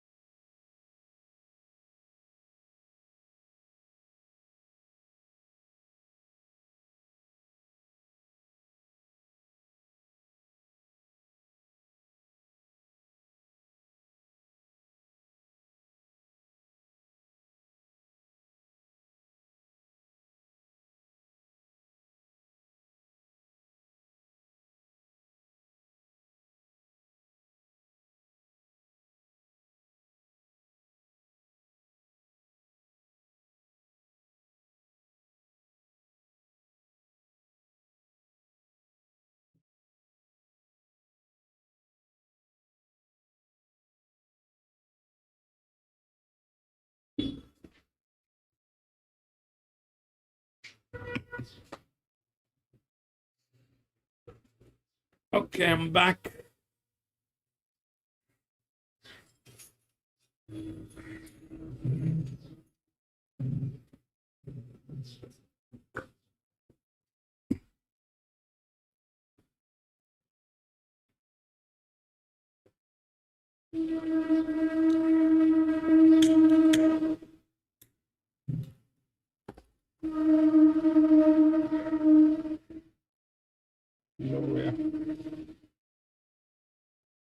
Lower.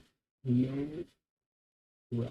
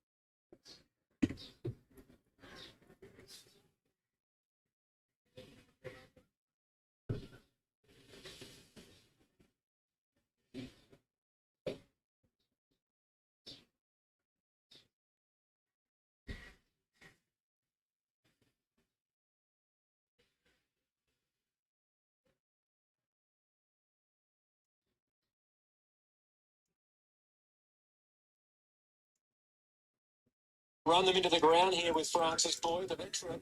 He loves racing up here at the bridge and he strides past the 600. Two clear now. Zane Prince and out wide Flash Alice starting to get going. Pulling out very wide Dunreal and snatching runs the inside there with Sassy Sophie and Zane Prince inside the four now. And it's Francis Boy leading. Flash Alice after at the outside from Let It Ride. Sassy Sophie's working through between runners. Wide out head of the herd and Dunreal. A lot of chances here. Flash Alice struck the lead. Out wide though, head of the herd might have them all. Running on Black Sea and Sassy Sophie, but head of the herd is ahead of the pack and racing clear. Head of the herd's got them second.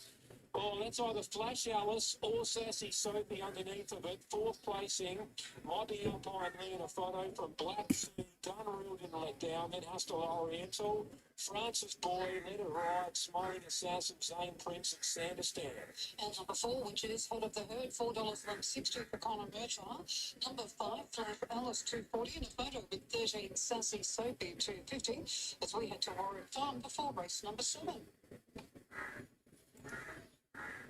We will bring us the market there at Warwick Farm in just a moment. We've got runners behind the barrier, and we have 6 races of the queue to follow World Carnival, and on to race number 10 in 11 minutes from now. So let's have a look at race number 7. Thanks a lot, Mercedes Herrera is the favourite, $2.30, Metaphorical Game for $3, number 13. 12, Raj is a 6.50 insurance, 15, Nano, and 6.50, 2 Judge Black, 7. 11 out of line, $9, 6 perfect. Yeah. 50, and 12 of them with the others headed by DBs, and number 10, Let's Go, join you at 5. Order as that, and after the previous there at Murray Bridge, race number 7, let's see if they've confirmed numbers yet. No, they have not, but we've got correct weight Eagle Farm, 9, 2, 10, and 6. Correct weight. Brought to you by Tabs Venue Mode. Get more value.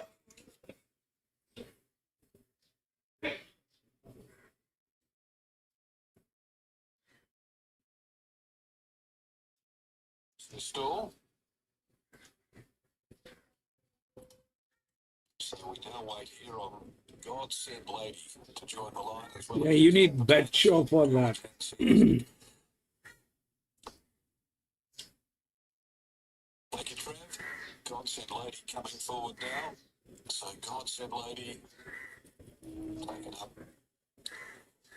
About to move on in. Alicia Whittington in the saddle. Of course, last year's Broom Cup winning rider Alicia, and we see the start of the Broom season just around the corner. 9 fabulous meetings being held up at the Kimberley. It's the alternative racing destination if you're heading up that way to the beautiful Kimberley, WA. Start of a big season. Going into West Joe Miller, Sir Olive heading up there, no doubt. Brett Pope. Some key names in our training ranks. All heading up there towards the Pearl Coast. Enthusiastic. Doorbuster at 310. Stand, set. Off they go.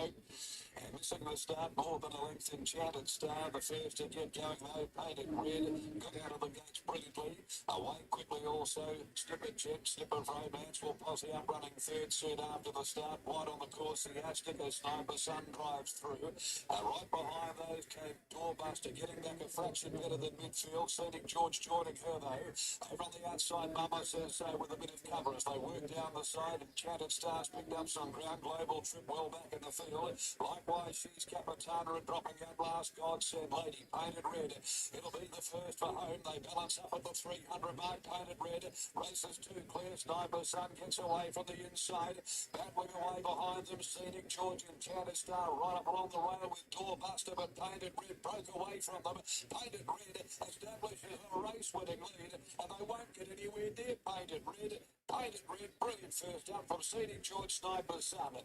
Doorbuster, Mama says so, photo fourth. In behind them on the rail, Enchanted Star. Again, Global Trip, she's Capitana. Seahastic, they finish back there together with God Send Lady. Further back behind those, the two Snip in Snipper Jet and Snipper Romance. At the tail end of the field. Number 6, painted red, $8.50 and $3. Chris Parnham aboard for a couple of minutes away at Warwick Farm, and Ali is with the 12. Hamilton Island, I might be bored because who I haven't actually seen her at all this point, but she just was the clear standout. I kept looking at her and then the favourite in front of her, and it's no knock on the favourite, they're quite different physicals. Aluera's got sort of a stronger build, but I just thought that Raj represented really well today, so I kept coming back to her, and I just thought she represented better value. I think she's $6.50 and even money, so she was a nice each way chance. Again, that's not steering you away from the favourite, just Glamorous actually was pretty good today for her. One did watch going 40s and Andina. She's a really interesting runner, so you think filling out of Captain, so I know that she's got the breeding on her side, and today she was just having a bit of a look around, and she's obviously first up, so can't wait to see what she does once she gets out over a bit further. So we're watching again about Rajmara's make each way play to round us off. My numbers 13, 2, 11, and 12. I'm going for the on paces in the last race of the day at Warwick Farm. Number 13, Aware, the favourite, obviously only beaten by one horse in a very short career, 2 starts. That horse's Compensation is a Saturday grade sprinter that goes around in Gosford again on Saturday. She beat Graffiti Tycoon last start. She's got the right racing style, and she'll be mighty, mighty hard to beat. 2, Just Glamorous, very interesting to hear from Joe Pryor. They're going to try and get to lead. That probably suits this galloper. She's a strong type that likes to roll along. Whether she can lead all the way with that big imposter of 62 kilograms, we'll find out, but she's definitely a winning chance. Number 11 out of line, she's another winning chance, I think, as well. She's an on-pace type that's been revved up with a few barrier trials, and she'll be sticking on late if the tempo is okay. If they do overcook it on pace, number 12, Rajma could show up each way, but number 13, Aware for me. They're behind the barrier now for race number 7. We've got the queue, race number 6, 5 minutes away with Jared. Favourite here, 4 out of Austrian, 310 into 225. 1 Super Sequoia, 270 to 360. Two Far More Envy, $5 in solid. And Lane over, $7.50 into 5. Her best would certainly be good enough in this race. She just has to find it. She's been a bit out of sorts of late. And she's probably the best back runner now into that $5 mark. Race 6, second leg of the quantity coming up in around 5. Sequoia hopefully can track Far More Envy in the run and peel off its back and score as they move out here. Move for our next. Thank you very much, Jared. You've got a little bit longer to place your bets there at Warwick Farm. They're just running a tad late. 6-1-3-4 at Ascot after the running of race number 3. And we've got correct weight Murray Bridge 4, 13, 5, 11. Now, Warrnambool for race 10. Number 8, Colour Our World at $5. It's out from $4.60, so it's a fairly open affair with 9 Omamori also at the $5 quote. That's in. Number 7, Royal Emblem, 5 to $5.50. 10, Inherently, $5.50. And 14, Foie de Tron, $9.50. The $9.50 shot, Foie de Tron, the 14, is the Rick's on top selection in race number 10 at Warrnambool. Switch now to Kia's award-winning electric range with incredible drive-away offers available.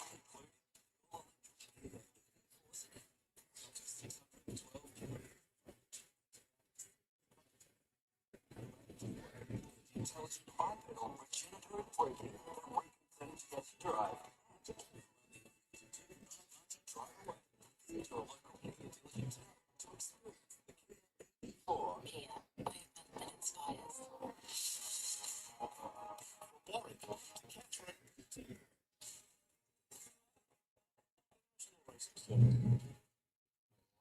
Let's go. Is still trotting to the gates. Got about 100 metres or so to join them, and we know how good the ATC staff are behind the gates here. Once that last horse gets behind the gates, they'll load these in 30 seconds, providing nothing plays up. They're very efficient, and they've already started that process now. $2.40 about Loera for the last here. Just Glamorous suited here from gate 1 with 62 to carry that. $6.50 about Rajwa. And $7.50 for Nandina. J-Mac on board. Yet to trouble the scorers today, James McDonald. As far as winners go, but Nandina, a chance for him here. Loera about to move up. You're a very popular favourite in Bell to Tell to go in.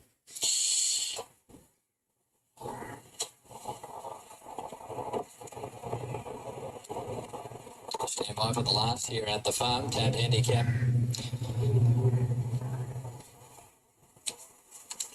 That's it. And they're racing. Loera got a great start. Shanghai out of the barriers and is up there contesting the lead with Just Glamorous. Blitzgal handy, so too. Is out of line. Rajwa into a pretty handy spot. Behind those, the rails, Lipstick from Nandina, 2 lengths full how on the inside of Perfect Picture and the stayer. Beldatel can see them all. Loera goes to the front end, gets it controlled. It is Loera leading by 3/4 on outer line. Just Glamorous box seating. Next in the centre was Rajwa, and covering ground is Blitzgal, forced to do it 3 wide, no cover. Behind them, Lipstick, Nandina tracking up between horses, followed by Full Hour.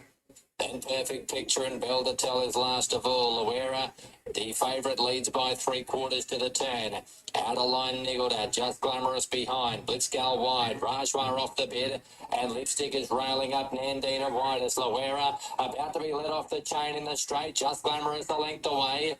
Then Lipstick slicing through. Loera with a kick. Boots 2 in front of Just Glamorous. Lipstick and Rajwa. 100 metres to go. Loera keeps up the gallop. Just Glamorous can't go with Loera. And the last favourite home. Loera by 2. Just Glamorous. Rajwa. Lipstick 4th. Beldatel late on the scene.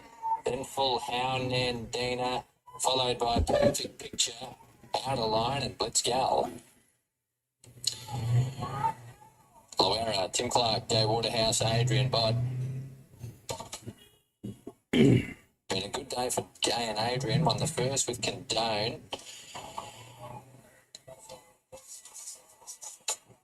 And have continued to have most of their runners run very well today. Super Fabulistic, of course, won race 5. Rachel King on in for Gay and Adrian. So that makes a treble for the stable. 3 winners today for Gay and Adrian here at Warwick Farm. the way their horses race, this track has been ideal. Number 13, Loera, 220, 130 for Tim Clark, with the 2 Just Glamorous, $1.90. Third to the 12, which is Rajwa at 190, thanks to Luke. Now, at Warrnambool, they're about to bring them forward for race number 10, and we have the queue about to box away as well for race number 6. All right, so 13, 2 and 12. I don't know what was the other position, but 13, 2 and 12. 13 actually went through. That was a good one.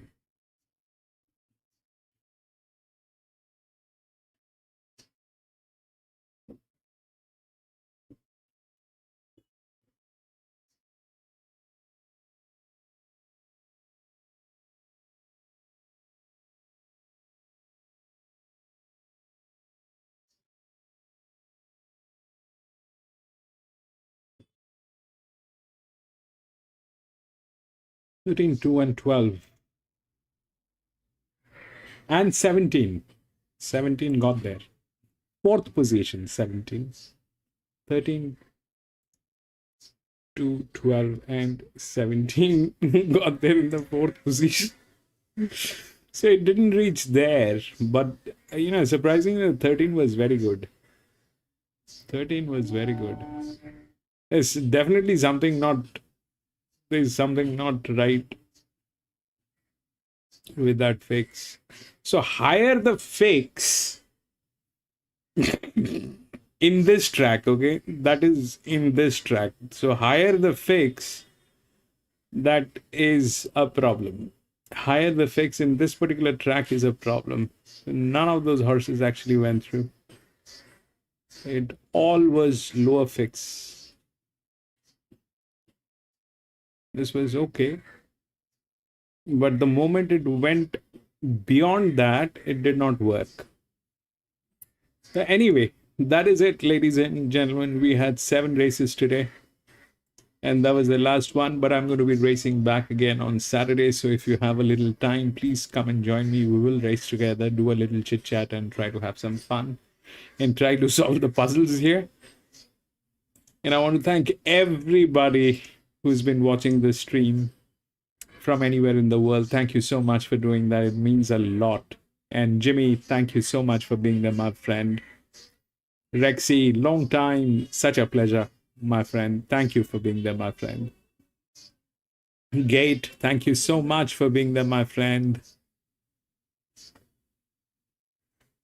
Lee, thank you so much for being there, my friend.